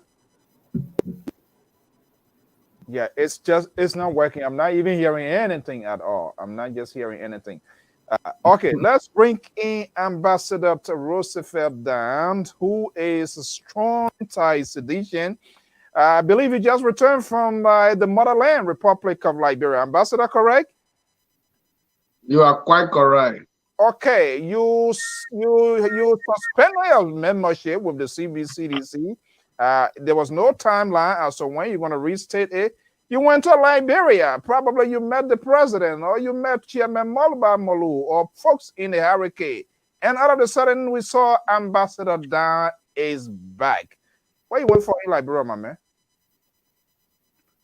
Well, thank you so much, Mr. So, and I'm so glad to be on LPR tonight to have conversation with great people that I'm seeing behind the camera. My time spent in Liberia was very great, more especially with my family and friends. And then we put few politics in it. Of course. And it was really amazing that I can say that's one of my great achievements I have had in my life. This is the negotiation that I made. Yes. Oh, so let's get a Powerball news. Are you about to go take assignment? Considering your background? Assignment, like made that clear for me, please. Political, you say it was great. Oh, yes. Yes. So political assignment. It could be a political assignment or whatever it is. Yes. When I got in town on Tuesday, early morning on Wednesday, that was live. I was on Facebook Live telling people about my return to CDC. I did not quit for CDC, or I suspended my service and everything that I have to do with CDC. I suspended that. But I found it. Was that a protest or something? You were protesting towards something? Was that a case? Well, in some cases, I would say it was protests. And I went beyond what I'm able to do to get people to know who Ambassador DAHN is, which of course, I don't want people to feel I'm intimidating them. But the problem is sometimes if you have a child in your house and the child there is not paying attention to, sometimes he or she call attention on himself or themselves. So you are being ignored by the CDC hurricane. Is that a case? Exactly. They actually don't know who Ambassador DAHN is. So when I went to Liberia, I proved it to them beyond all reasonable doubt that I'm a game changer. I'm a player. You don't joke with me. When I was growing up, when I was coming out in my village, I know what I used to do to bring all my childhood friends together. And they are still waiting for me. So, and I saw some images coming. First of all, I want to say thank you. You are really doing some extraordinary job, stuff that you are putting together with you and your family. But it appears what you are doing it for political reward, correct?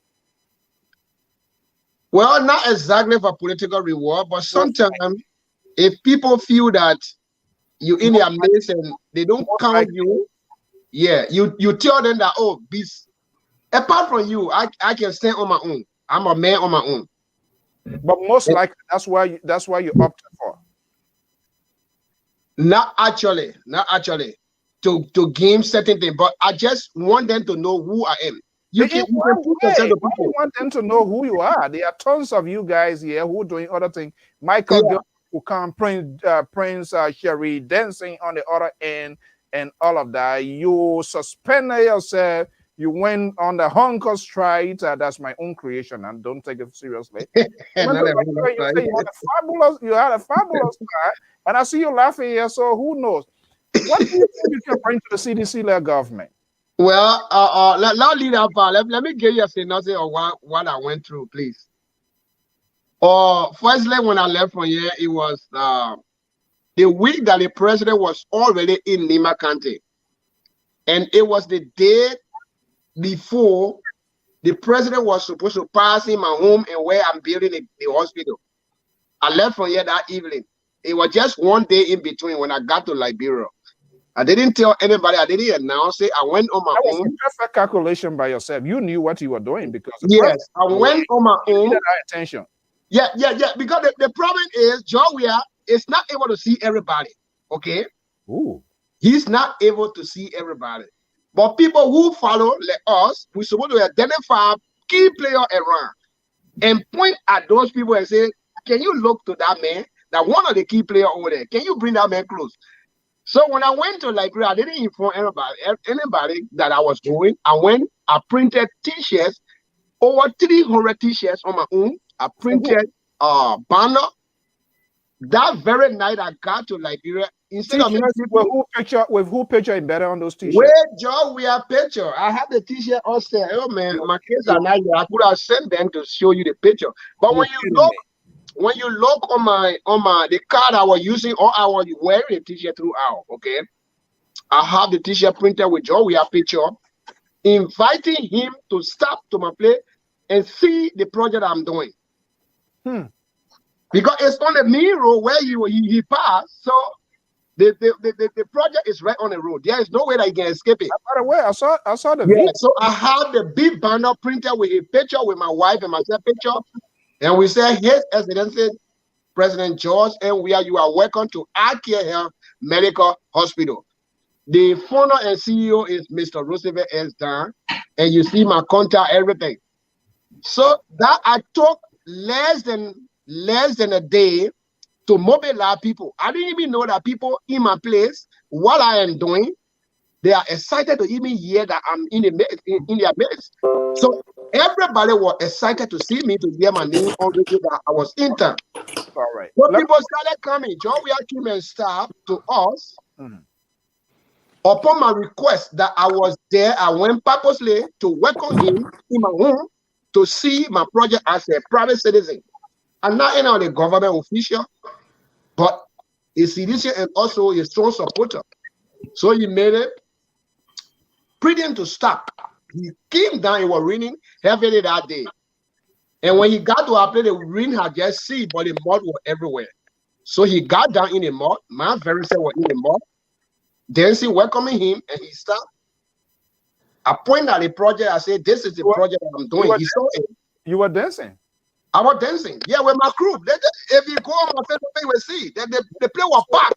Okay, mission accomplished. Let's stop. Let me mission accomplished. You know, this is interesting. The liberal.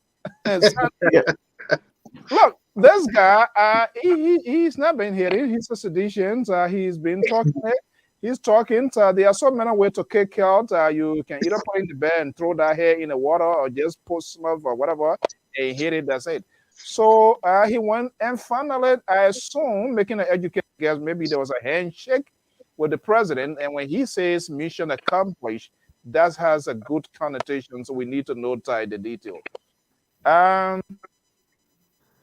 Will you try to do something like that to get some sort of public attention from your political leaders? You talk here too. You are a Liberty Party guy. Will you see yourself going down that route to see whether Nyombi Kanka Lawrence or maybe who else can bring you in?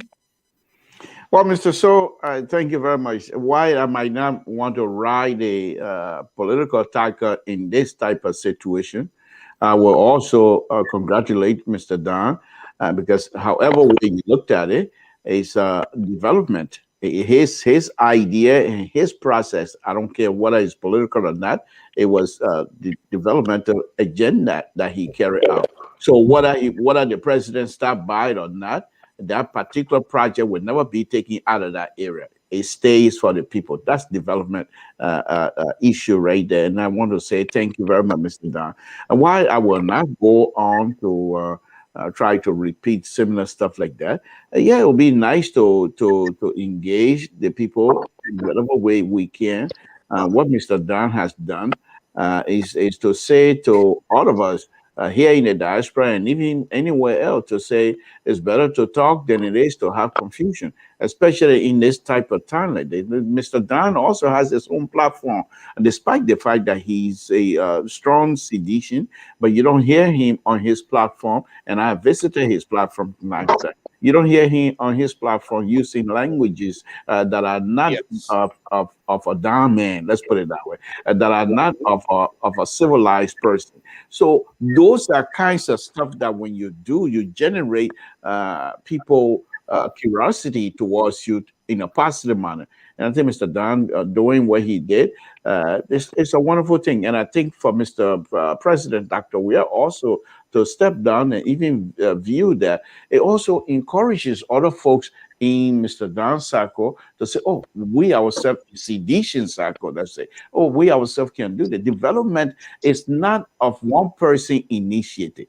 Development is about every one of us. However, my own concern, let me just throw a little politics in there, is that CEC, and because of their single-minded type of people in a leadership position, they tend to focus on themselves. And as a result, kick out everyone else without accepting those who have the real requisite to carry out some serious development in that country. Except what do they do? If you're not with me, you are also not with us. you are arguing some Moluba Malu's type position. He's not one of us. He's not a sedition, so he is unqualified to secure that job. Even though he's a Liberian, but he's not one of us. Don't give him that job. Is that what you're doing, right?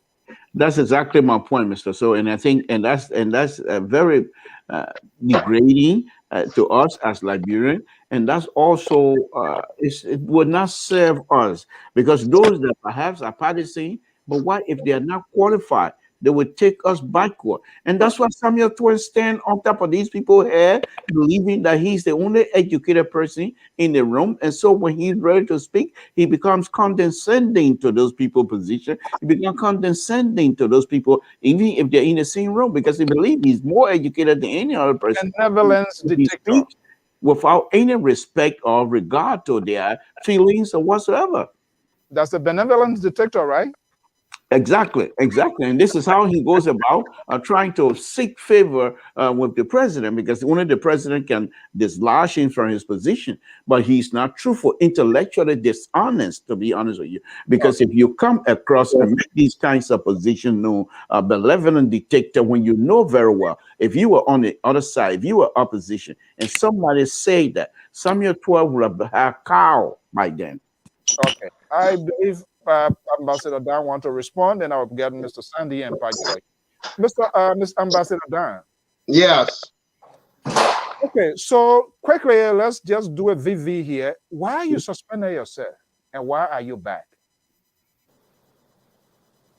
Well, I told you from the beginning that I suspended myself. There are a lot of different reasons, and one of those would be there are a lot of things that I saw were not going right. Example? In our party.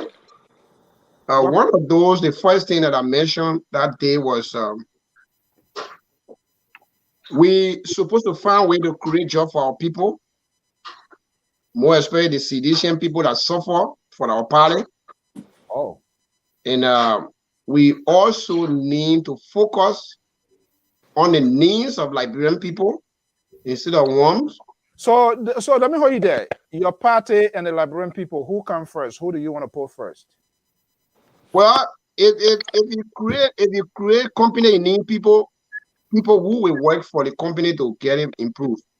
So we are looking for qualified people to work with them before we get to that far. No, you answer my question. Your party and the Liberian people, who comes first? The party gave breath to the president, and the president supposed to work for the people. So without the party, the president will not be there. So we need to look after the party. When we structure the party, then we look out to the Liberian people. Okay. Yes, we can't get jumbo. We start going out where we are not fully structured. We don't know our in and out. When your belly is full, when you everything is okay, milk and honey before you turn to me, because yeah, Mr. So you're not going to tell me that you will leave your children hungry in a house, they cry, and then you go take money and share your people out.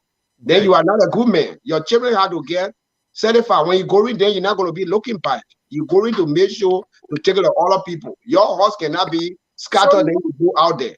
So you concur with Moluba Malu's exactly so. That's all our crowd. That's all our crowd. When I was leaving, excuse me, Mr. Stowe, I'm coming. When I was leaving from here to go to Liberia, I made sure I left food with my kids. I made sure I left money with them to have anything they want to buy. And you saw me sharing money on local people. That's how you do it. I can't leave my children crying. With hunger in them, then I go, I show myself that I get money, or I want to take care of people. I don't do that. I'm a different person. I love my family. I take care of my family, then I go out. Because the first somebody going to tell me is, look at it, man. Where is your family structure? The first question you're going to ask me. So I don't abandon my family and just jump out there. Before I jump out with my family. My family is certified with me before they allow me to go out. I'm trying to get a sense here because I was in Liberia and I spent a lot of That time. it's just me. I don't think about other people. It's just me. No, I'm coming to a point because I was in Liberia and I spent a length of time on the sycamore tree to see what is on that sycamore tree and what is there. And I talked to a lot of the folks. It seems that there is a covenant binding seditions together. You know, I don't like one of the trumpets. You have to be one of the trumpets or either fall in. So if the CDC is not filled or when seditions are not satisfied, the rest of the Liberians will be left in cold. The problem you don't actually notice this. The sedition, they are the one that gave birth to the president. The president cannot know in all way abandon us and then say you're going to take care of all the Liberian people. We will go and reach out to the Liberian. You saw me the last time when I went to a lot of clinics in my place there. Because they have opposition taking care of those places, they will go to work 9 o'clock, 12 o'clock, they're gone. They are gone, the whole place is one of the opposition does that. So if we have CDC supervisor who is supervising the places, do you think I will be in Nimakade to allow any ORC to leave the clinic 12 o'clock and lock the place? You lie to yourself. You're not going to make it. You're not going to, because I will reach there unexpected to you, and that you will be fired soon morning. Your day will be gone. I'm not going to take that from nobody. So one of the things I want to come to government. You go up in Canada, your government is your government. If you allow your government to go again, tomorrow when the people take over, you will be people. You will be nobody. That nobody will talk on you. Okay, Pa George is scratching your head. I'm going to be going to exactly what I have been advocating for. We need to have peace in our house. We need to have peace in our house. About job creation. Is the job there now? Are those jobs available now before coming back? Because there was a precondition for which led you making the decision to suspend yourself. You're back now. So all of these things that were lacking in your thinking, are they back now? I was not suspending myself because I needed a job. No, not you. You say you needed to create job, not necessarily. Yes. We needed to create job for our opportunity there now. Yeah, our CDC policy. Exactly what's supposed to happen. Okay. All right. Let's have a conversation. Fella Joe is calling from Liberia here. Let me see here. Let me get a guy. Hello, fella, go ahead quickly to you if you can give her 2 minutes. Hello, fella. Good morning. Yeah, good morning, Mr. Soul. Good morning, Mr. George. Welcome to this podcast. You still awake? What are you doing? Go ahead quickly. I've been listening to you guys, and especially on the Mo Aliu issue. Go ahead quickly. Yeah, my take on this. I got another version to this Mo Aliu issue because I think people should be telling the government thank you because they are democratic and they are not enforcing things on people. If I made a statement in the great United States and the next day something happened, I think the police is going to call me to question me. And if the Justice Minister, who is the Attorney General of the Republic of Liberia, will say there's no evidence, leave the man, like from my office. If someone came for payment and then I say, look, because of XYZ reason, I'm not paying you, and then my director come in and say, look, Philip, this reason is not enough to stop this man payment, go ahead and pay this man. I think the government should be commended for this issue because it's been savored. The democratic process has been followed. Everything in this country, Mo Ali as government in waiting will make some reckless statements of someone who others consider to be a criminal, to be backing someone who is considered to be a criminal, who could have convicted to be a criminal. Can you imagine that? And people are making noise all around here. By that time, we are all less basic. And look, I can tell any Liberian for now, if they think they will drag Liberia back to the mud of 1990, and some other days, the dark days of Liberia, they are lying. Okay. Whatsoever they do, we are on the line.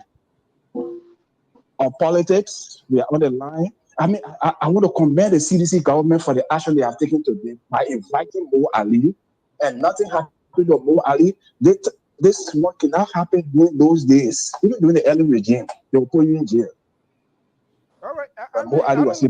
I mean, security, they have within their own scope on the basis of people comments to call on it. But before I let you go here, are you sedition? Am I correct? I don't want to be judgmental here. Or do you support the government? So I support the government 100%. I support the government 100%. Are you a sedition? Because I have said that on your station over and over and again. I said, yes, I'm a sedition. Okay. So, all right. Okay. I mean, other people were not here at the time here. Do you buy into Ambassador DAHN's theory? On a sedition, when sedition Belafort, the rest of the Liberian, you on your own. So kingdom come down on you. So, do you also agree? I'm not sure whether it is a covenant on that Sakomo tree. Let me make a point. I don't want you to say when our Belafort, nobody could get nothing. We agree with that. Sedition first. Sedition not Liberian? No. Are they not Liberian? They are subset. They are part of. They are Liberian. Accurately. They are Liberian. The first thing I want you to know is that when President Ellen Johnson took over the government, she decided to right size and downsize. You understand? Yes. And when they started witch hunting us, some of resigned from our position. So you came as you are paying that. You came as a liberator. No. We are not paying that. Mr. So demonstrate. They were right sizing and downsizing. Now when George Weah took over, he said we are all Liberians. If you were 3 in the office, I add 1 person there to make your 4. Everybody have to work. No, but so who sedition brothers then feel? Do you know that? Do you know that there are a lot of sedition who are not working and there are a lot of opposition who are working? Do you know that? Oh, there are a lot of them that are working. Yes. Mr. So if I can just all Liberians. Those are the people destroying our government. The opposition are working. I'm going to put you down. For real. Mr. So if I can just contribute to this discussion with this if you want to be opposition to the government, in fact, the word opposition, they should be constructive instead of using reckless statement that will derail the peace process of this country. This government is one of the governments in Africa right now that do not have no political prisoner in jail. Can you imagine that? Were you constructive in the past? In everything? Fair? Is that fair? So because I was not constructing the past, so they should not be right. I'm just asking a question. We are constructive. 205. Including carrying the casket.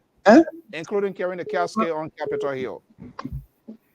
Mr. So, I want to contribute something. Casket was 290. That's a casket was 290. That's not the question. And casket, I've been to the casket. So it's not the first time. It will not be the first time. You brought me here tonight, so give me a chance to talk. If I will soon lead the platform, if I don't talk. Okay, man. Thank you so much. Mr. So. Thank you, Mr. Okay, guys. Mr. Sandy, yeah. Yes. I rather want to contribute to the discussion the two gentlemen are having. And honestly speaking, as an advocate, a media person, I'm extremely disappointed to hear a group of Liberians making this kind of comments. It really saddens me that a political party that claims to be a party of the people, to have party executives, especially Ambassador DAHN, to make such a wide claim that, oh, well, the people in Lima that were not staying at work, they were leaving the offices, all of them were opposition. That's unfortunate. That's an allegation that the ambassador cannot prove. And what the ambassador has said, what that scholar has said, are all in furtherance of what Moba Molu recently stated. You remember what Moba Molu did?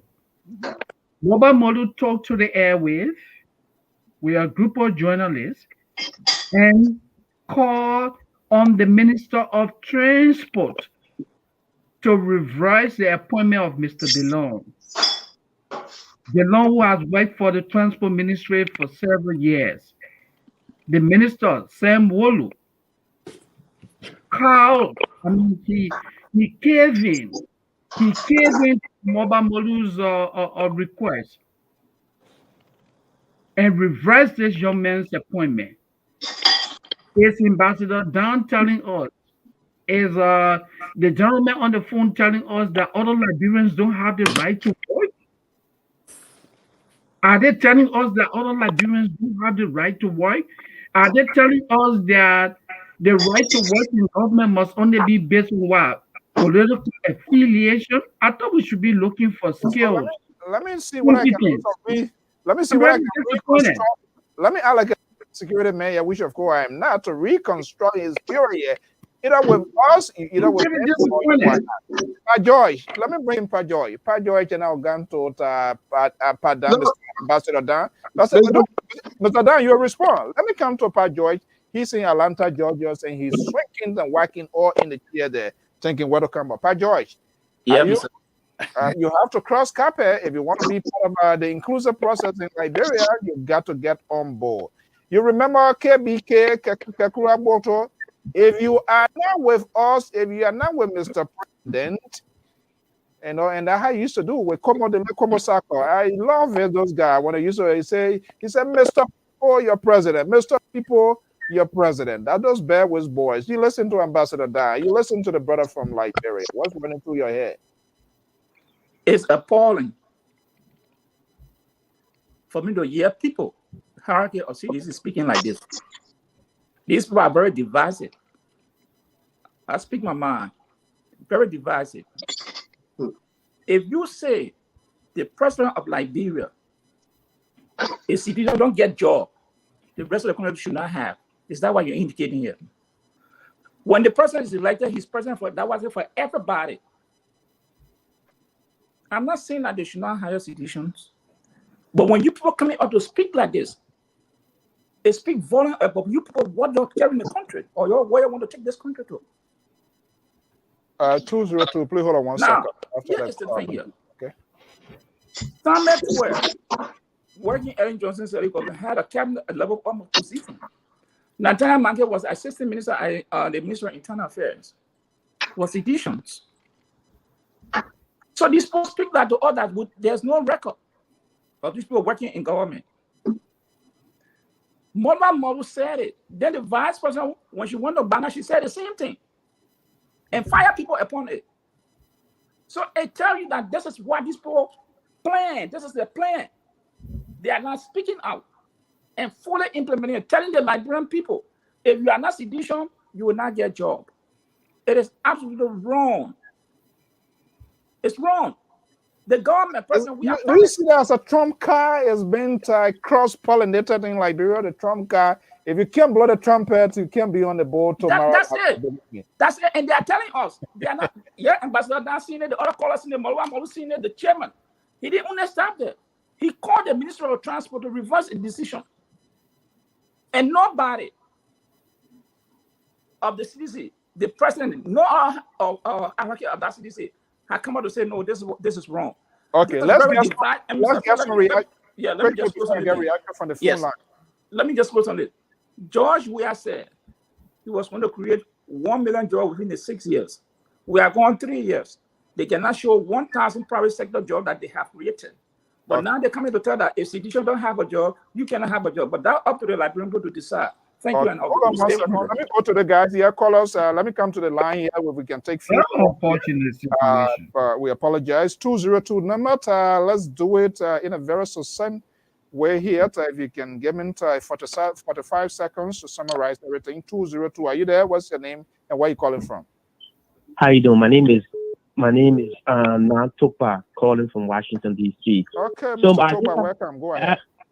Have a brief contribution in regards to a statement from an individual in studios who I think represents CDC in some ways about how they're going to prioritize sedition over the rest of Liberia. And he made an analogy that how when he leaving, he had to take care of the children in the house first before he go outside and give money. But the difference is with his children in the house, the money that he giving them, that money that he worked for that belongs to him. So it's not, but the difference with the government, whatever income they get, whatever revenue, I have businesses in Liberia. I pay tax. I pay almost like $30,000 in taxes in Liberia. I don't want my money only to go towards to help sedition, because I'm not a sedition, but my money should go to help every Liberian over there. So the difference with that analogy, the reason I think it have a lot of flaws in it is because the money that he leaving for his children, that his own money that he working for, the money is not like Liberian people. Money don't belong to only sedition. Okay. That's my point I'm trying to make. And I hope he can get logic in this. Valid point. And guess what? There's a special program here every Saturday called Crossfire. We're going to be bringing people from different backgrounds, and we're going to be having these sort of critical discussions. Thank you so much. Thank you so much. Okay, let me come to this number here, right here within my own Ocean State.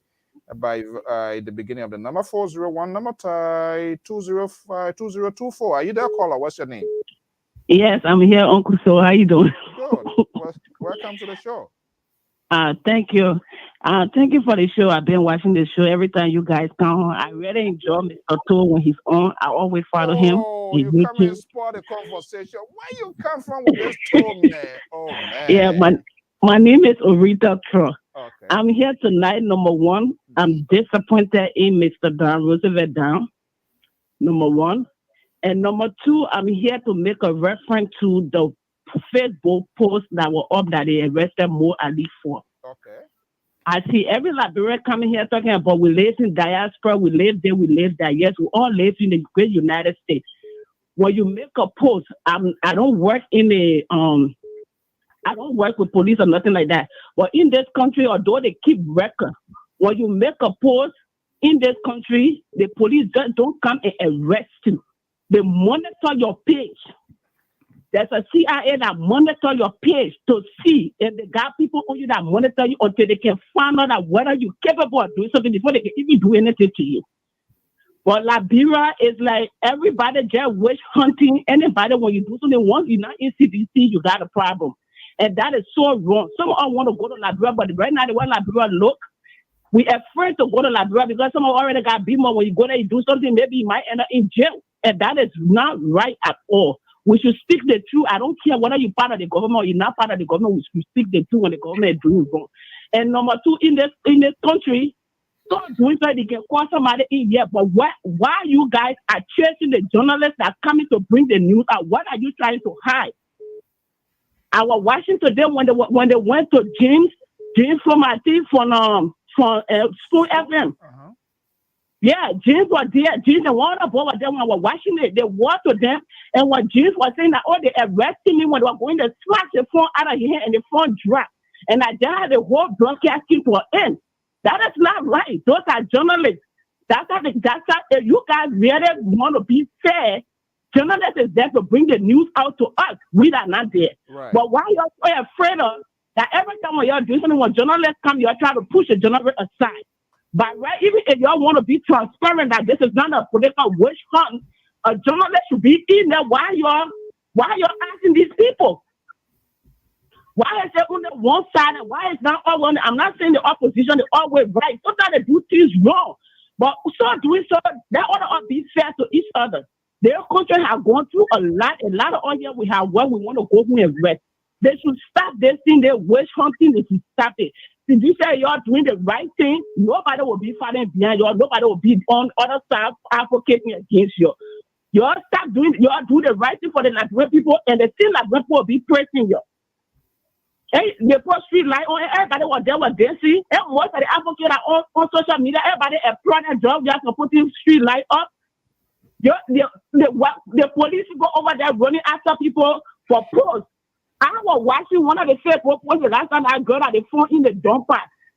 I was so disgusted when the police were there and people were jumping off. They talk about diaspora. We live here. When you found a body at least 100 feet, for the to do that investigation. They were taking pictures and people. They're taking a picture. They put all the surveillance all over. They pass here, right? Especially do other things. What what kind of investigation you're doing? What kind of evidence you will get from that when the whole place is contaminated? Okay. The security in Liberia, they're not trained. They need a senator to go do another training. Especially the police force, they don't know how to handle anything. That's why they don't come up with no evidence when something happens in Liberia, because they don't have the knowledge to do all those things. And that is so wrong. Okay. Yeah. Thank you so much. And we can have, because we men, we've been talking, so it looks like our message is not resonating. So we encourage ladies to come on this platform too, so we can talk. Because what we just encourage people to talk with civility, like what you did, is about country. We can disagree and agree. But once we soften our tone and we speak to those issues, that can resonate. And that's kind of conversation we want to encourage here. Please let us know. And thank you. Thank you so much. Okay, we're going to be cutting it there very shortly here. Okay, so gentlemen, we are already out of time here. We're going to do it, right? Ambassador DAHN. Yeah, I'm here. Okay. Now you listen to. Yeah. Sorry, I was trying to cool down some noise here. Yeah, any change in tone from what you've been hearing from callers and some of the polls coming out there? Any change in tone? Not under citizens, every Liberian should be brought on board for the betterment of the country. Any change in tone? Let me tell you, Mr. So, I'm not going to sit down here and allow anything here. Okay? Joe is a very nice guy, very nice guy. He brought his government. I'm not saying he's not nice. And decided to bring the country together and put everybody in the government. But the people who deny him before, people who challenge and say he will never and ever be president, those are the people he considered he gave them opportunity to work for their own people. Now they are turning against their own people. I told you, I went in the village, I went in the interior. I saw what the people are doing. Who the people are doing? It's a complete mess because those places are controlled by the opposition camp. I met women sitting down, OIC. They're sitting down discussing another opposition killing it in the next in a clinic. Those are not the way we're supposed to serve our people. If you're serving your people, whoever is the president is not the president. Let's get it right. Serving your people. Let's get it right. We gave our government to opposition, and they are reigning here with people, so that tomorrow the people will vote against us because we are not giving them the care that they deserve. For me, if you give me the opportunity, even if I'm not the health of practitioner, if you give me the opportunity to be supervisor for healthcare in Liberia, it will be restricted. Seriously. Hold on one second. Because that's my concern. Healthcare is my concern. That's why I'm trying to build clinic to provide my own care to the people. So if you try that to die, why are you sitting there playing with your phone? You just caught another political candidate.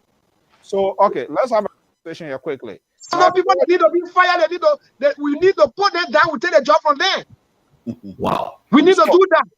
So let me ask you. Opportunity you put me anywhere, it will be fire in Liberia. I'm not going to joke with that. I went there, I was telling the people. So if I'm having a headache and I'm having a stomach pain and I'm dying, if a lady is dying there, knowing that lady is a Liberty partisan or Unity partisan, also you will not treat that lady. That's what I'm They will not do it. They are not doing it. They are not doing it. I'm telling you, I went there assaulting. I'm telling you, I'm giving you a Are you saying, Mr. Ambassador DAHN, are you saying these medical facilities or clinic in Liberia, the condition in which they are and things are happening, is that an opposition professionals controlling them? That's why it's happening? Is that what you're saying? Those people who are working there, they are opposition. I went and had conversation with somebody. I discussed myself. I had conversation with many of them until later on I identified myself. They were scared now. They say, "Oh, please help us." They started taking me. I started exposing on them. That's how it's working. President Weah is very nice guy, but the people want to damage him. So if we don't stand up right now to take the step, he will be going in the next 3 years from now. I see this. I see some sort of sweeping. We need to stand up for him. That's what I'm saying. I'm going by Liberia soon. I'm going by. Are you getting a job? Are you getting a job? No, I don't need job. I don't need job. The same thing I was doing in the village, I will go. I know what to do. But when you tell them to move these people, if we identify them as opposition, they will move them. Seriously, it will happen. Because at the next day, I coming start with now to campaign vigorously against those things. What I saw, I will be campaigning against it. Mr. DAHN, yeah. Tell you, what you adapting? You want to do something like that? Mr. John, your line is very bad. I can't hear you. Yeah, I'm not even hearing you either. So, yeah, Mr. Sandy. Yeah, what? That's it. You see the phobia catching. Yes. Once you see man talking now, he talking, you can't even hear you. Yes, Ambassador. Once you see man talking, the phobia catch you, we can't even hear you. That's what we're talking about, because we see people who get Ambassador, just give me a break. Okay, I want to hear you.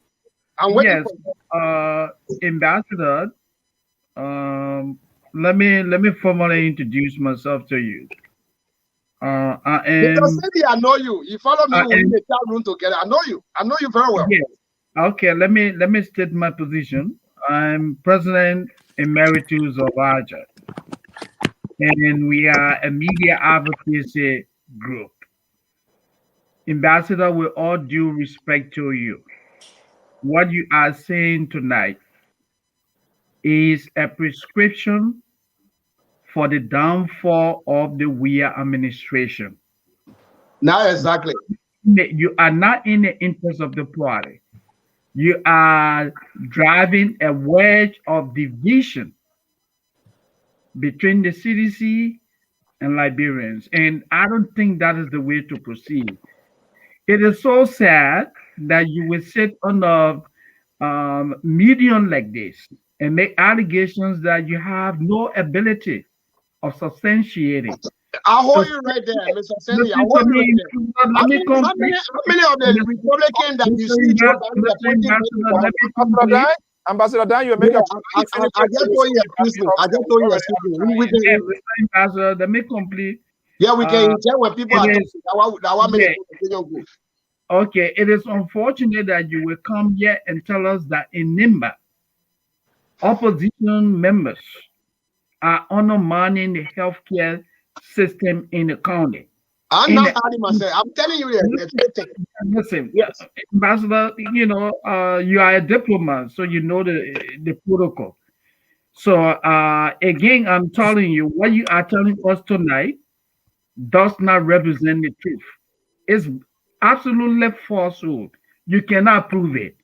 And what you are doing, you are creating more problems for the CDC. So how would a man go president and then he telling me that I don't have proof? Okay. I'm not saying listen, this dinner here, it gotta be served as a at a later date. Let me make a joy to respond. I'm just injecting. I'm not stopping him not at all. Yeah. Hold on 1 second, Ambassador. Let me bring in George. I'm going to bring the Liberal. The Liberal is smiling and knows all sort of stuff running through his head and mind. Look, you saw Steve Bannon with Donald Trump, right? If you're not with the trumpet, if you can't be a Trumper, you can't ride a Trump. You can't be within the Trump. Exactly so. If you are not a Joe Biden man, you can't go in. No, how can we say that? No. Then we said that we want to be then. Okay, let's leave it there. Pajoy, make your comment. Ambassador DAHN, don't talk about Joe Biden, because right now the director, the FBI, is a Republican from Georgia. He's still serving. So don't hold on, sir. No, let him make a point, then we can close up. Pajoy, go ahead. Yeah, don't give that incident about Liberia and that of America. But what I want to tell you, let me tell you. This message you're echoing, you are destroying CDC. Somebody open door for the man. For you to come and make such a statement, if that's why you want to Liberia for to come back, is this a message you're going to start preaching? I can tell you, you're destroying CDC and you ought to divide. You ought to divide in our country. You're one of those. Milton Tiaji, the other day, said in Sando County, the hospital, 23 surgeries were performed. 19 of those surgery people died from it. Absolutely. And he said the Ministry of Health had not even done anything about that. So are you implying that those people are all sedation doctors that did that surgery are all seditionists? I mean, all opposition? Opposition, yeah. So let us be very careful. your passion for CDC and your passion for President Weah, I cannot question that. But when we are speaking on these issues, these are national issues. And every time you come to sing this song, oh, the people want to undermine the country, they don't want to preserve the peace. And what you are preaching today or tonight, this statement has a potential to create chaos in the country. Because you're telling us that if you are not sedition, you got no preference in the George Weah government. And I told you before, it's wrong. We cannot go that.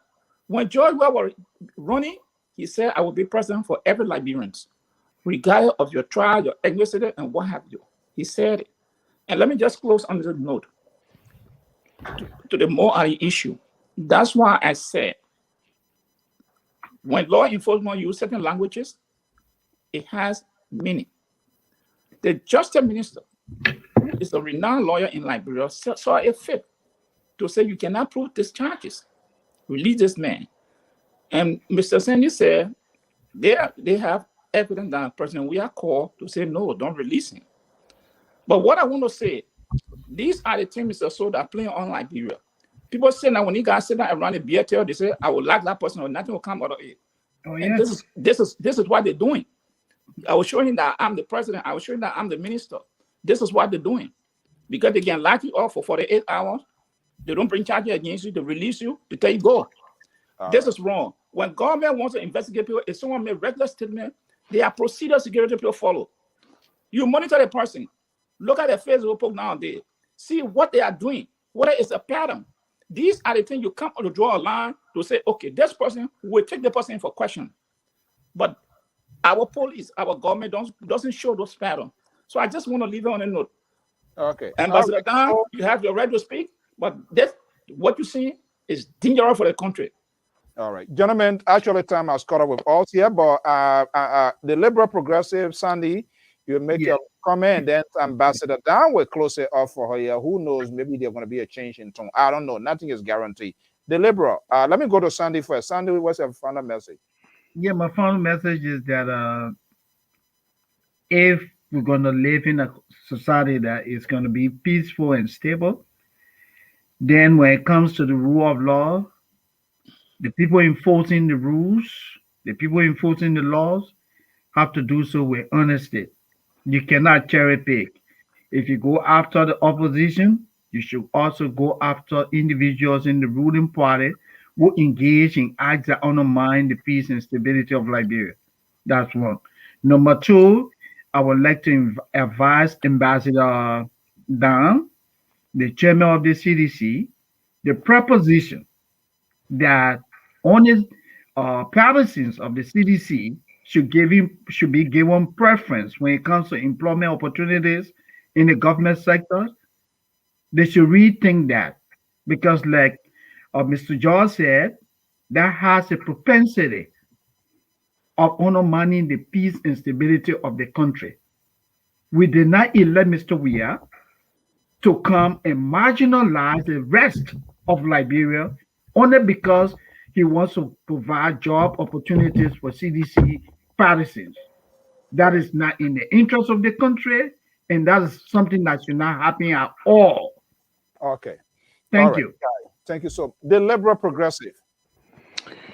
Thank you, Mr. So. Will you be evacuated to Town Yeah, tonight? patiently listening to Mr. DAHN. Will you be evacuated to Town tonight? Excuse me? I say, will you be evacuated to Town tonight from what Ambassador? No, I really, to be serious with you, Mr. So, I really do not care to respond to Mr. DAHN mumbo jumbo, to be honest with you. I really particularly don't care to respond to that because Mr. DAHN, what he has demonstrated here again tonight is to show that CIdcian are not disciplined. And because of lack of discipline, will allow people to come on and make regular statements that do not have any kinds of support in terms of logic, nothing. These people that Mr. DAHN is making reference to, forgetting to note that they are also Liberians. I mean, I'm not even going to respond to that. The only thing I want to say to Mr. DAHN is that on public platform like this, you talk and you allow other people to talk so that at least you can have an exchange, intellectual exchange.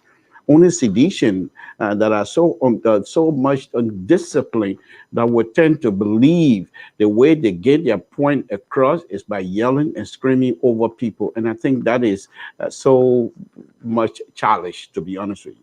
So I think I still have high regard for Mr. DAHN because I watch his shows from time to time. Mr. DAHN on his platform doesn't speak like this.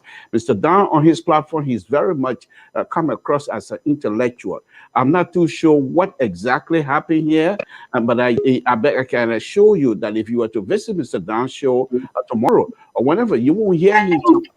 He doesn't behave like this on his own show. But I'm not going to classify as what happened here and what have you. But Mr. So, that's what the forum is. The forum is about, to bring people on and to have engagement. I think let us try to engage each other. You know, exactly. You know, on LPR, we do not sanction people's views and opinion. What we do, we ask some of the tough questions, so including ourselves, that we can be held accountable of our own actions and doing. Ambassador Roosevelt Dance, let's close tonight here. The reaction from what I'm seeing from the Facebook, Twitter, onliners, and even the panelists here. So, are you standing your ground? I think, Mr. So, the only way everybody is saying I'm not in line is because I'm not saying Joey had to go in the next 2 years. That's all. If I was saying that, I think everybody would be clapping for me, because I just came from Liberia to say what I saw over there. The man had to go in 3 years. Then I would be the hero tonight. But I tell you no lie, any man who will say that Joey will not get a second term would be making a very great mistake. Very great mistake. Because the level of development this president is carrying on in Liberia, even in 100 years, we will not find any president who will carry on. To be very frank, this president is going in fact, to the villages where no government official have ever reached, to reach out to the people and show them what he want to do for them. So who will sit down here and tell me that the government is not working, or people who we put them in our government, they are damaging our government, and we try to use another radical means to see how we can move forward? Then people say, oh, the man is not saying the true thing. And I just came from Liberia, I visited the clinic. That it was, they went there 9 o'clock, 12 o'clock. How many clinics you visited in Nimaka? Patients were sitting there waiting for doctor, if I or nurses that are going home. How many clinics? 12 o'clock in the day until they come by the next day before they administer to people. How many clinics you visited in Nimaka? Those were hurting my feeling, okay? We will never see people do stuff like that, because if you don't like somebody, there's a way. In fact, there is other way that you can use that mean. Will you answer my question? That's what happening in Liberia right now. Will you answer my question? How many clinics you visited in Nimaka County, please? Nimaka County, I visited. The time that I visited 32 times. Within those 32 times, I was able to reach to 10 clinics. 10 clinics. Yes. So what I saw there, I will continue to speak about it. If they don't do it, it will be Joey's own mistake that will make the people will vote against it. Because if the people go to the hospital, they don't find doctor, they don't find how they call it nurses. They all go home. I don't people being paid. Is there a conspiracy theory that you they are paid? The people are paid. They will close the plate. They will close the plate and go home. And government paying them for the service they are doing. Okay. I will continue to speak against the thing until go to my post. Those are the things I'm writing throughout. We can sit down here and condone people to damage our government. Then we wait and say bread and butter. It's not going to work. Gentlemen, we gotta close it for the rest of the night. And anything that you think the government needs to do to fix that is not going right in your mind, you think? Is there anything you think they need to fix? Yeah, the only thing I think so far is to make way and create job for CIdcian. Our people who have been disentangled, we need to bring them job to create job for CIdcians or for like yes, seriously, we need to bring back our people on board to create job for them. We need to make sure to get our people, because the battle is almost to start. So we need to get everybody happy. Is that a message you gave the president? Gentlemen, We gotta leave it. Seriously. To Roosevelt, Based on what I saw. Seriously. Ambassador Roosevelt, I want to thank you so much. All right, thank you. I know this is opposition platform. This is not what you guys want to hear from me, but I will continue to think. Why you place a stigma on you say opposition? No, I know. I'm quite sure this is the opposition platform because this is what not. In fact, this is not what you guys want to hear from me. No, but Ambassador Dan, our team Moluba started it and it went very well for us. So we'll continue to stay against it. If you don't want to work in our government, say that. But you can't be working at the same time, undermine us. You can't do that. You either work and take the money, or you can't take the money and undermine at the same time. So you don't say to your house, when your government comes tomorrow, then you can work. Ambassador, yes, a good thing about us. Yes. We accommodate people. Anybody, as long, whether you work in government, you work in your opposition, you're advocates, whatever world, as long you are willing for us to have those sort of conversation, tough question. I mean, but you have the right to define all who we are. That's not necessarily suggest that we are. You know, is that? I'm happy to go on any platform. Most of the radio stations that I appear on in Nimakande, they are opposition. Some of them are real opposition. I was there revoking them. I was there saying the true thing. I said, y'all want to damage our government in Nimakande without work. I'm telling you back. Ambassador Dan. Yeah. Okay. You came accusing us as opposition. But yeah, all of you guys are opposition. I'm not going to lie to you people. You are opposition. Yeah, you expressing your view freely, and we are having a conversation. I'm a citizen. Why you don't want to identify who you are? So tell me who you are. But yeah, it's a good thing. You are. I'm defending the party. I'm defending my party. Who you are? Tell me. Why you let me know? Ambassador Dan, we are very broad in here. I would say something told there is a liberty partisan. Okay. Professor Asese Zawlo is a strong sedition on this network. I know for that. I know. Okay, so there's a combination of people here. The only thing we just ask some tough, maybe they might sound silly questions, but we want to hold everybody responsible of their comments, of their saying, and all of that. But we respect your views, your opinion. We are not one to determine the authenticity of your argument, but we want to have this conversation for the good of our country. Ambassador, thank you so much. Thank you. This is Lpr-Tv with Afonso Z and Soul, live from the New England Bureau of the Liberia Public Radio. In today's discussion, we will highlight high-call issues from the motherland, Republic of Liberia, and issues affecting our community. Asking tough questions is vital to me to have my listeners and viewers informed with the sole purpose of demanding answers that are authentic and meant to be head-scratching situation. Oh yes, to add pageantry to the conversation, senior analysts and contributors of the Liberia Public Radio are here to dissect the conversation. From Baltimore, senior analyst Professor Asese Labozawo, CEO, Real Academy and Gideon's Polytechnic Academy in Liberia. Senior contributor Amos George is in Atlanta, Georgia, a critical thinker and critic of the GOL. And opposition, Lpr-Tv Foreign Affairs Analyst Leo Johnson's Executive Director, Empowerment Square, based in Canada, and President, Liberian Community in Canada. And on the radar is Lpr-Tv, liberal progressive, and host Conversations with Sam Saint Blackpool Bronto in Studio B in Saxton, Sacramento, California, is also on the radar. And of course, the doyen, former state broadcaster at ELBC and ELWA, and former presidential aspirant, Republic of Liberia, James Gamia, is based in the Garden City of New Jersey, is here. I am your host and anchor, Afonso Zienso, of the New England Bureau Desk of the Liberia Public Radio. Come, let's join the talking point, fair, balance, and objectives in keeping news proportional. Be my guest. Okay, that's how we're going to leave it here this evening. The Liberal Progressive, the Lion, the King is back. Thank you so much.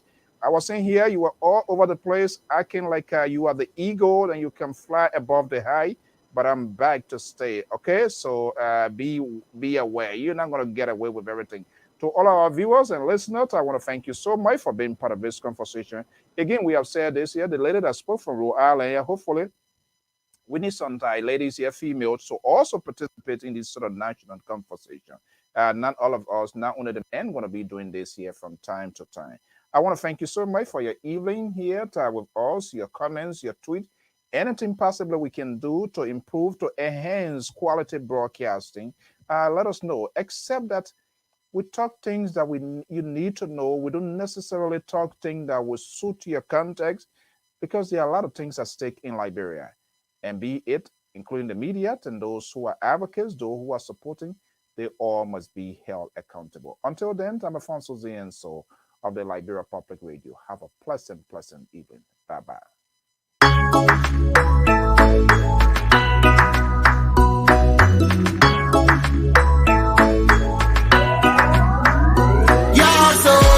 Everybody, everything's going bad. The situation getting worse. Everybody in the country getting mad. This unstable poverty on the rise. The leaders them making empty promises. Promises with no damn strategies. Yeah, this is better days, money in the pockets. Oh, after holidays only for the bosses.